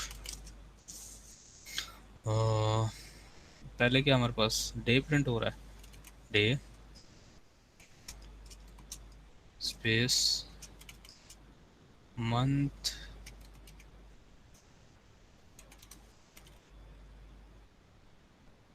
नेम,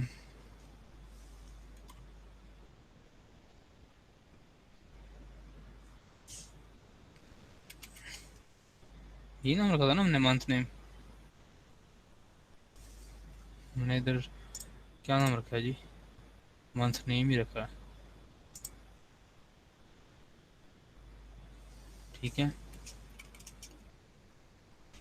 अच्छा जी, और ये मंथ नेम है, और उसके बाद हमारे पास क्या आएगा जी, फिर स्पेस है, रियर है, हैंडल है। ठीक हो गया जी। अब देखें ये क्लास की इम्प्लीमेंटेशन है।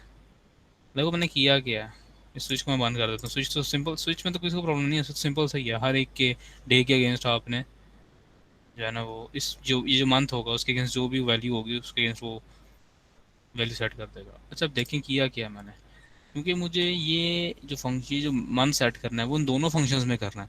एक तरीका तो ये कि मैं इसमें भी लिखूँ इम्प्लीमेंटेशन और इसमें भी लिखूँ, जो तरीका हम पहले यूज़ कर रहे थे, लेकिन वो अच्छा तरीका नहीं है। हम क्यों ना इसका फंक्शन बना दें और फंक्शन बना के उसको कॉल कर लिया करें। देखिए जैसे मैंने जब जब ये सेट होगा ना मंथ, जब जब कोई मंथ की वैल्यू सेट करेगा नंबर्स में, साथ ही मैं ये फंक्शन कॉल कर रहा हूँ, यानी कि अकॉर्डिंगली जब ये मंथ सेट होगा जब तब तो हम ये वाला फंक्शन कॉल करेंगे। और हमने जो एक वेरिएबल इंट्रोड्यूस कराया, एट्रीब्यूट इंट्रोड्यूस कराया, वो इसकी वैल्यू सेट हो जाएगी। यानी कि हर मंथ के कॉरस्पॉन्डिंग उसका जो मंथ नेम है वो यहाँ पे स्टोर होगा, वो इसके अंदर स्टोर होगा। ये कैलकुलेटेड फील्ड है ना, this is a calculated field हमारे केस के अंदर, क्योंकि जो भी मंथ है उसके अगेंस्ट हम उसका नाम भी, डिस्क्रिप्टिव नाम भी सेव कर रहे हैं। तो जब जब कोई भी इसको सेट करेगा मंथ को मैक वैल्यू, साथ ही हम ये फंक्शन कॉल कर देंगे। और अब हमें क्या करना है, अब हमें इस फंक्शन में आके हमने वो नहीं करना, यानी कि ये जो दो फंक्शन है जहाँ पे हमें हमें मंथ नेम चाहिए, वहाँ पे हमें मंथ नेम वाला फंक्शन कॉल करने की ज़रूरत नहीं है। हम ये कर लेंगे, हम ये यूज़ कर लेंगे। ठीक है, समझ आई बात कि नहीं आई? ये एक इम्प्लीमेंटेशन का तरीका है जो कि ज़्यादा अच्छा है। एक तरीका तो वो था जो मैं पहले कर रहा था, यहाँ पे सब कुछ मैं डाल दूँ वो कोड स्विच वाला, इधर भी डाल दूँ इधर भी डालूँ, इधर दो बार कोड रेप्लिकेट होगा। अब क्या है, कोड एक बार ही लिखा है आपने, उसको अब रीयूज़ कर रहे हो। जब जब ये बंदा ये सेट मंथ का फंक्शन कॉल करेगा तो हम ये सेट मंथ नेम भी फंक्शन कॉल कर लेंगे। ठीक है, हम इसके लिए कोई फंक्शन लिखते हैं, मेन बनाते हैं। अब उसने कहा ना मेन भी इम्प्लीमेंट करना है आपने। अच्छा जी, मेन इम्प्लीमेंट करें using name stream using name space std include date.h। ठीक है जी। हाँ जी, अब हम बनाते हैं 4 चॉइस। ठीक है, और हम बनाते हैं, हम कहते हैं डू वाइल, कब तक, जब तक चॉइस में, ये लूप तब तक चलता रहे जब तक choice double equals to Y है या choice double equals to capital Y है। जब तक हमारे पास वो वाई या वाई प्रेस करता रहेगा, स्मॉल या कैपिटल, हम चलते रहेंगे। इसके अलावा कुछ और भी इसमें की एनी कोई भी की प्रेस की तो वो हम डिस्कंटिन्यू कर देंगे। अच्छा, हम कहते हैं डेट ओबीजे। ठीक है, और हम कहते हैं जी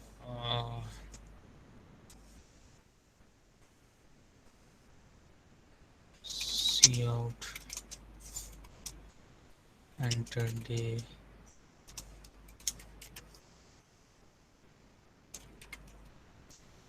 एंड डे मंथ ईयर। ठीक हो गया, और सीन डे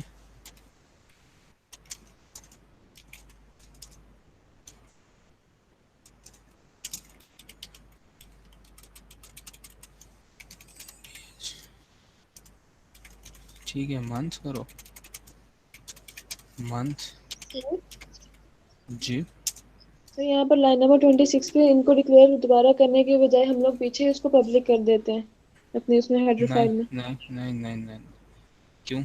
एक क्लास में सबसे बड़ी चीज़ है नोटिस का ये क्या है, हाँ मेंबर हाइडिंग, हम डाटा हाइडिंग करते हैं। हम अपने क्लास के वेरिएबल्स को एक्सपोज नहीं करते होते, उन्हें एक्सपोज नहीं करने इधर। ठीक है, अच्छा जी, अब आप क्या करोगे? जी सर। ओबीजे यहाँ पे हम सेट करेंगे, ये इनपुट ले ली, ओबीजे डॉट सेट डे, इसको क्या पास कर देंगे, day.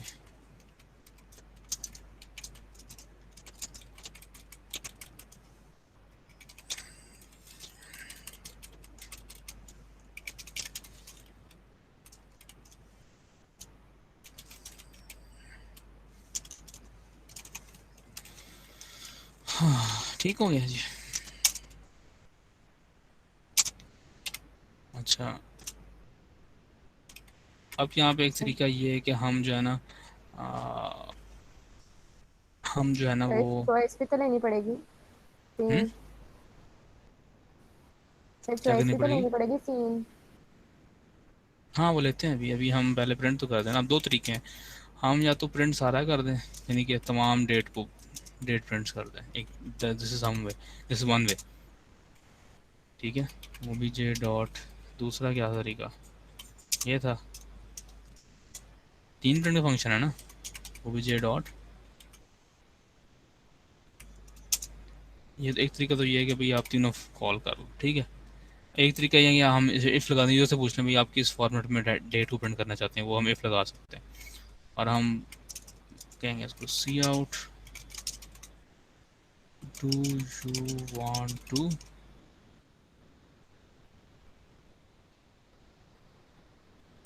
Enter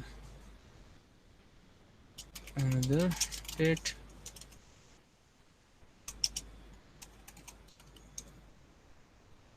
press Y or Y to add another date and press any key to close the program। ठीक हो गया। हम ये करते हैं,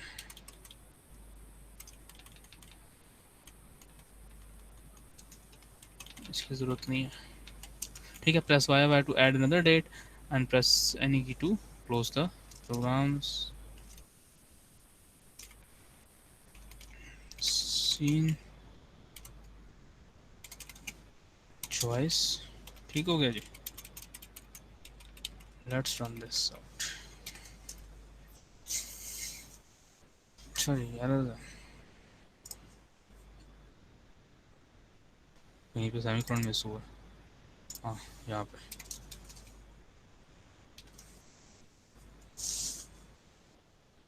मसला है। सर मंथ नेम को पब्लिक तो किया ही नहीं है। पब्लिक करना भी नहीं है हमने।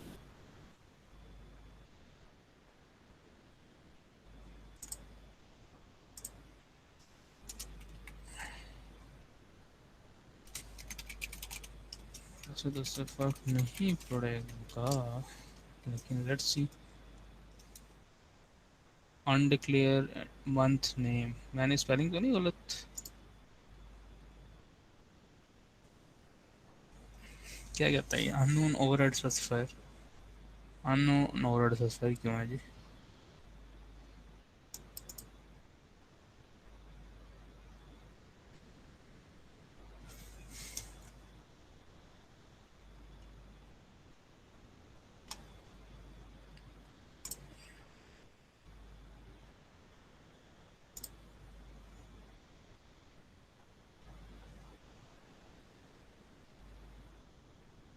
Month name undeclared,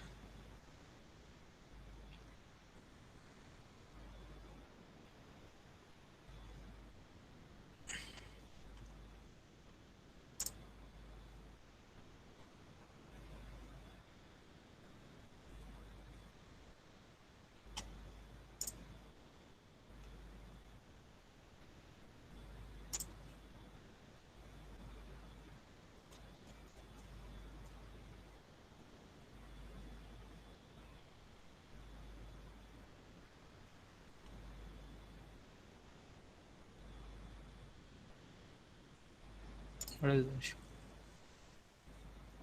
Unknown overhead specifier,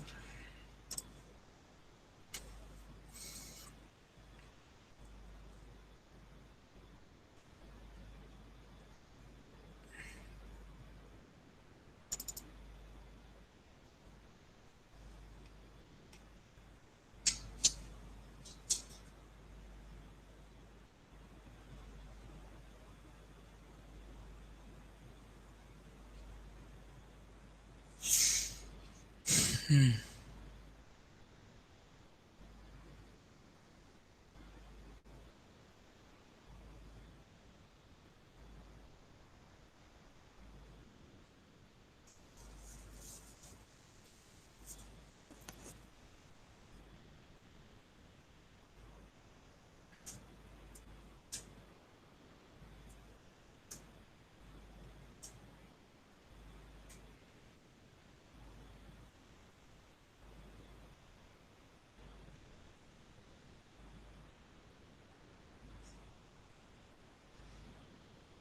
sir वो इसे बाय डिफॉल्ट प्राइवेट ले भी रहा है या नहीं नहीं नहीं प्राइवेट ही ले रहा एट्रीब्यूट्स है, को?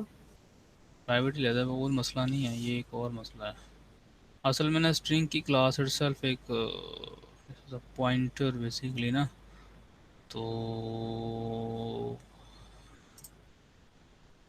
it doesn't matter MONTH name is equals to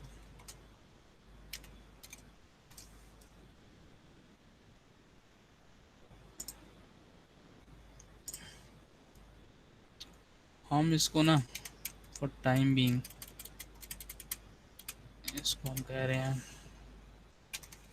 4 और इसको हम 12 कर देते हैं। किसी भी मंथ का नेम 12 से बड़ा तो नहीं है ना? अब क्या मतलब इसको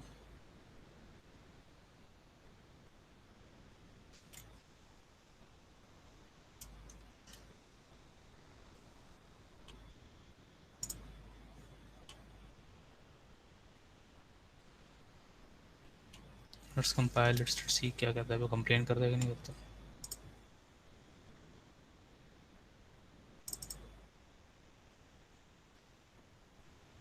ठीक है, ये ऐसे नहीं करेगा।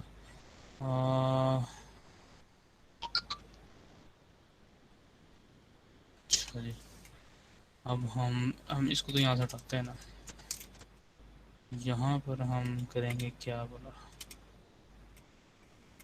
यहाँ पर हम ये करेंगे। अच्छा, हमें वो वाली वार्निंग डिसेबल करनी पड़ेगी।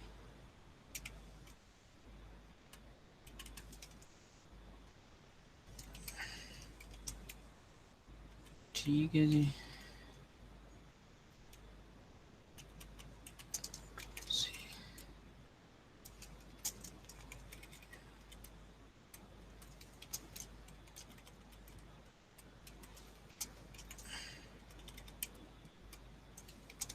हम ना फॉर टाइमिंग हम स्ट्रिंग नहीं ले रहे, हम स्ट्रिंग की जगह कुछ और ले रहे हैं, लेकिन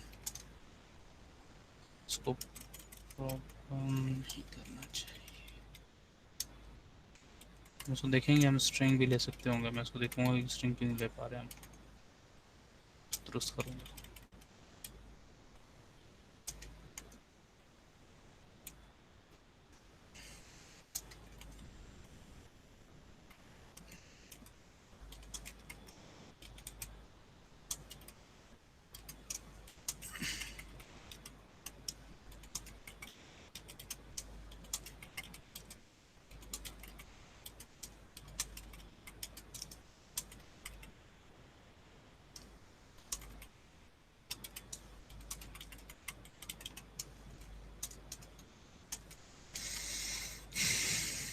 अब वो हमें वार्निंग देगा, फिर से मसला करेगा।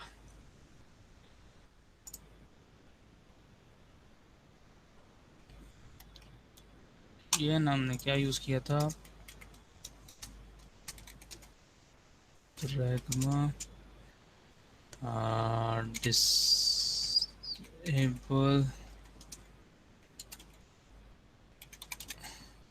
वार्निंग, क्या नाम है वार्निंग, नंबर क्या, 4996।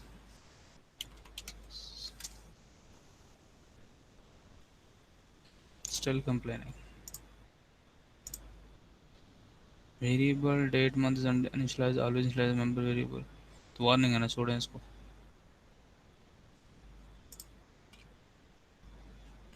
हमने किया तो है इसको।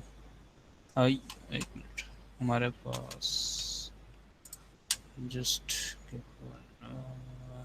सर वार्निंग डिसेबल करने का सिंटेक्स आई थिंक ये आपने नहीं गलत लिखा है। हाँ ये वार्निंग लगता है। पहले आता है, डिसेबल बाद में आता है। हाँ शाबाश।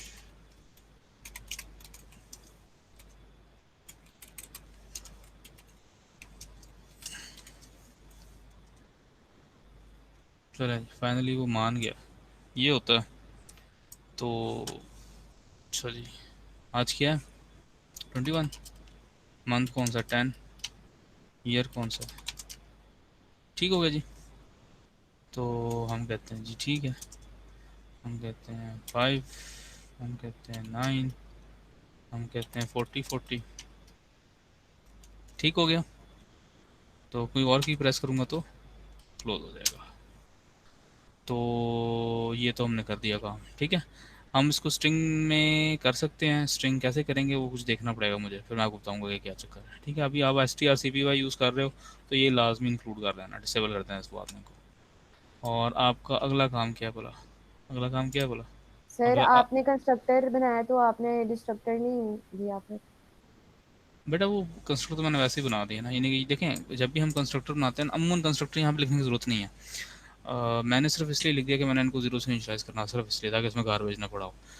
वहाँ जहाँ जहाँ पे हमारे पास पॉइंटर होता है ना, वहाँ पे हम कंस्ट्रक्टर लाजमी बनाते हैं, और फिर उसमें जो है पॉइंटर को जब मेमोरी लोकेट कर रहे होते हैं तो फिर डिस्ट्रक्टर लाजमी लिखते हैं। तो यहाँ पे अगर मैं कंस्ट्रक्टर ना भी बनाता ना तो भी कोई मसला नहीं था, तो भी कोई प्रॉब्लम नहीं थी। टू सर ये डेट के नीचे अंडरलाइन क्यों कर रहा है? ये कह रहा है जी warning variable date month name is uninitialized, वो कह रहा है कि भाई आपने ना इसको इनिशियलाइज नहीं किया, लेना जी, ये कह रहा है वो कह रहा है कि आपने ना अरे डिक्लेयर की है इधर, इधर ये सॉरी ये मंथ नेम की, इसको आपने इसके कंस्ट्रक्टर में इनिशियलाइज नहीं किया। तो ये नहीं, अब नहीं कहना चाहिए इसको ये। चल पड़ा, चला गया यहाँ से, ठीक है। तो ये कह रहा था कि भाई आपने ना ये मेंबर फंक्शन जो नेम है इसको आप इनिशियलाइज नहीं किया यहाँ पे। तो इस तरह की वार्निंग्स ये देते रहते हैं, ठीक है। अगला काम आप ये कर सकते हैं, वैसे आप ये बल्कि करें काम बाकी करें, मतलब अभी टाइम है ना आपके पास, तो ये बाकी जो हैं चैलेंजेस ये करें। और यहाँ पे इसने इसको बोल दिया कि मैंने स्ट्रिंग लेना है, तो ठीक है आप अगला क्वेश्चंस करें, फिर हम इंशाल्लाह कल क्लास में मिलते हैं। तो कल भी हम जो है ना वो यही प्रोग्रामिंग चैलेंजेस ही कर रहे होंगे, ठीक। हमने प्रैक्टिस करनी ज़्यादातर।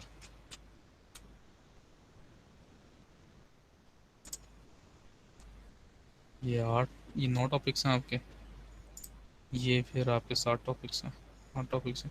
आप जबकि वो वाहिद क्लास हो गए कि जिसको इतना सारा पता होगा क्लासेस के बारे में, ऊप के बारे में, और इनके वो वाहिद क्लास हैं इस चैप की कि जिसने इतना पढ़ लिया हुआ, वरना अभी तक चैप में कोई ऐसी क्लास नहीं जिसने इतना पढ़ा हो। तो ये आप लोगों के लिए है। क्या कहना सर चाहिए? हमने हमने इतना क्यों पढ़ा है? आपने आपने इतना क्यों पढ़ा है? जी ये सर। आपके कोर्स का पार्ट है इसलिए पढ़ा। नहीं सर, आप कह रहे कोर्सेज हैं ना से कि आगे मतलब जितना कहना आप मैं कहना मैं जी ये जी चाह रहा हूँ कि जितना अभी तक जितनी क्लासेस चैप के अंदर है ना, जी उनको सर। कुछ नहीं पता प्रोग्रामिंग का, उनको कुछ आता भी नहीं है। आप उन किसी से जाके पूछ लें, किसी से भी जाके पूछिएगा मुझे कोई क्लास डिक्लेयर करके दिखा दो या कंस्ट्रक्टर क्या होता है, तो वो शायद आपको ब्लैंक फेस मिले। तो मैं कहना ये चाह रहा हूँ कि आप वाहिद चैप की वो क्लास हैं जिसको जो है ना प्रोग्रामिंग के बारे में वो तमाम वो चीज़ें पता हैं जो कि आपके अलावा किसी और को नहीं पता। सर सीनियर से भी पूछे। सीनियर से पूछ लीजिएगा जाकर। सर वो तो कह रहे हैं हमें बहुत आता है। हम्म, सर वो तो कह रहे हैं हमें बहुत आता है। पूछिएगा ना, जी सर। उनसे कहिएगा ये प्रॉब्लम सॉल्व, हमें स्ट्रिंग का मसला है ना, उनसे स्ट्रिंग की प्रॉब्लम सॉल्व करवाइएगा। जी सर। उनसे कहिएगा ये strcpy के साथ क्या मसला। बहरहाल जी अब सर, मतलब अली भाई से करवा। कहना मैं चाह रहा हूँ, आपको बताना मैं ये चाह रहा हूँ कि आप लोगों को उस पर अल्लाह ताला का शुक्र अदा करना चाहिए, और आप लोग अभी वो वाहिद क्लास हो कि जिसको जो है ना, क्योंकि आप वो सेशन में जिसको मैं पहले से लेके चला था फर्स्ट फ्रॉम द जी सर, फर्स्ट कर रहे हैं शुक्र था।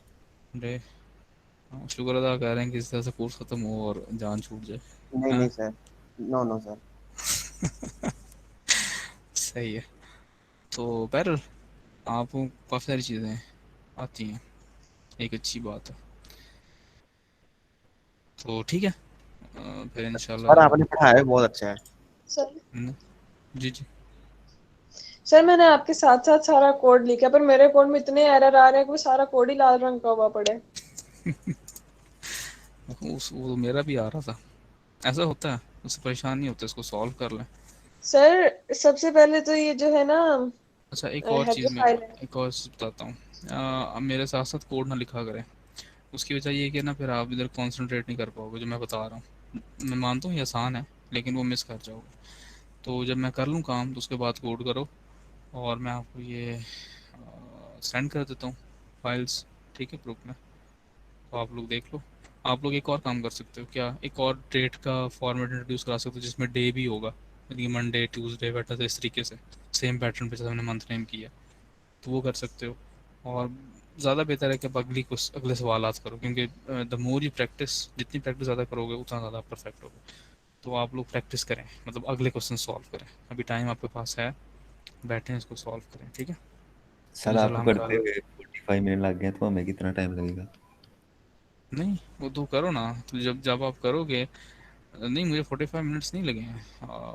मैंने सर कब इतना ही स्टार्ट करते किया हैं। था, मैंने कब स्टार्ट किया था? हाँ, तकरीबन तकरीबन 30 से प्लस मिनट।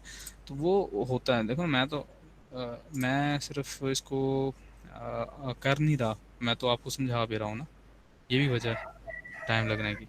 अगर मुझे खुद से करना हो तो बहुत जल्दी हो जाएगा, इससे जल्दी हो जाएगा, लेकिन आप लोग करें।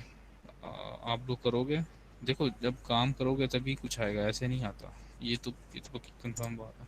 तो यस सर, बैठे हम फोर्थ काम सेमेस्टर करें, में हमने यही पढ़ा था ठीक है फिर। ना। अभी अभी अभी आपने ये चीज़ें नहीं पढ़ी हैं, आपने ना चीज़ें अभी नहीं पढ़ी हैं, नहीं से मुराद है कि अभी नहीं नहीं पढ़ी हैं। अभी आपसे कंस्ट्रक्शन में मसला होगा, और मसले होंगे कि ये क्या है, वो क्या है, फलाना सिंटेक्स क्या है, वगैरह वगैरह वगैरह वगैरह, ठीक है ना। तो वो उन चीज़ों को रवा करने का तरीका ये है कि आप लोग प्रैक्टिस करो, प्रैक्टिस से होती है रवा। क्योंकि जब पेपर में आपको लिखना है तो कोड लिखना है, तो कोड तो फिर लिखना है, वो कोड सही भी होना चाहिए, ठीक है ना। तो प्रैक्टिस वही बात है, इन द एंड वही बात है जो शुरू से मैं कहता हूँ, practice makes a man perfect. तो प्रैक्टिस जितनी करोगे उतना फायदा होगा, जो जितनी प्रैक्टिस करेगा, ठीक है। तो सर बाकी बुक्स भी तो हमने पढ़नी होती है ना? तो बेटा आपने और क्या काम करना है, मतलब आप लोगों के ज़िम्मे और क्या क्या चीज़ें हैं, बस पढ़ना ही है ना। तो बुक्स को पढ़ सकते हो, मतलब आपको, आप इसको डेली के जो है वो 3 घंटे दे दो, काफ़ी है। 3 घंटे में आप इसको जो है कंप्लीट कर लोगे, ये कोई एक्सक्यूज़ नहीं होता। देखो ये देखो क्लासेस जो है तीन फ्री होती हैं। हम्म, क्या हुआ? सर सर मैं ये कह रहा हूँ फ्री होती हैं। फ्री होते हैं ना, हाँ। तो आप बस, बात ये नहीं कि अपने दिल को एक तो काबू में करो, कि कब पास में हाँ दिल नहीं चाह रहा था यार, क्या करें क्यों करें, हम ही बस कर लेंगे इस तरीके से। बाकी बुक्स भी होती हैं बिल्कुल, इसमें कोई शक नहीं है। लेकिन वो ये बात है ना कि आपको, you have to invest your time. अगर आपने इन्वेस्ट टाइम करोगे तो कर लोगे। बाज़ लोग होते हैं वो कर लेते हैं, मतलब वो भी तो कर रहे होते हैं, तो आप भी कर लो। Yes sir sir. सुबह से लेके लैपटॉप बैठ जाएंगे ना, तो वो 3 बजे जब फारिग होते हैं ना, तो फिर शाम को वही लैपटॉप पकड़ के बैठना हो ना, तो वो नहीं दिल करता ना इस तरह। ये ऑनलाइन मसला यही है। सर सर एग्जैक्टली यही आगे बात क्या है। कर दिया जापानी हमें तो। तो लेकिन चलें, ये बात मैं आपकी मानता हूँ, लेकिन ये सिर्फ ये सब्जेक्ट, क्योंकि अब ऑनलाइन क्लासेस हो रही हैं ना, तो वो इसमें है मसला। सर बुक्स तो हमारे तो पास कोई है नहीं है जो हार्ड कॉपी में, तो सॉफ्ट में भी पढ़ना होता है, आई साइड वैसे ही वीक हो गई है। तो लेकिन अगर मैं अपने कोर्स की बात करूँ तो तब भी आपको यही करना है, आपने लैब में बैठे होना है, तो काम कर रहे होना है। उसके बाद भी ये चलें दूसरी क्लासेस आपकी हो जाएंगी, लेकिन बाद में भी आपने कंप्यूटर बैठ के काम करना है ना इस पे। तो इसमें तो, और देखो ये काम तो फिर करना ही पड़ता है ना। मैं आपको मिसाल देता हूँ, आपने देखा होगा क्रिकेटर्स होते हैं, और वो कितनी प्रैक्टिस करते हैं, वो कितने कितने घंटे, 3 घंटे का अगर मैच है तो वो 5 5 घंटे प्रैक्टिस ही कर रहे होते हैं। वो क्या कहते हैं यार, वो ये तो नहीं कहते यार दोबारा से बैट पकड़ के शुरू हो जाओ, दोबारा से बॉल पकड़ के शुरू हो जाओ। तो अपने काम को इंटरेस्टिंग बनाओ। तो ठीक है, बैठना मुश्किल है, लेकिन अगर आप इसको, अपने दिल को इस बात पे आमादा करो, प्रैक्टिस करो, फिर आप कर लोगे। और जितना ज़्यादा प्रैक्टिस करोगे, जितना ज़्यादा सीखोगे, उतना ज़्यादा आगे जाओगे। उतनी ज़्यादा वैल्यू आपकी बढ़ेगी, स्किल्स आपके पास होंगी। जी सर, इसमें इसमें तो कोई शक नहीं है कि स्किल्स अच्छी होंगी। और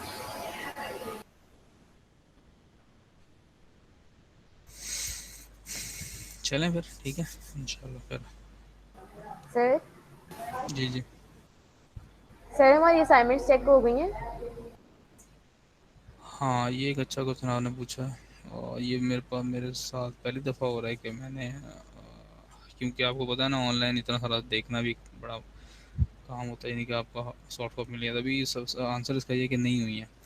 और मुझे वो भी कह रहे हैं कि अभी अपना सबमिट कराएं रिज़ल्ट, तो अब मुझे करना तो पड़ेगा।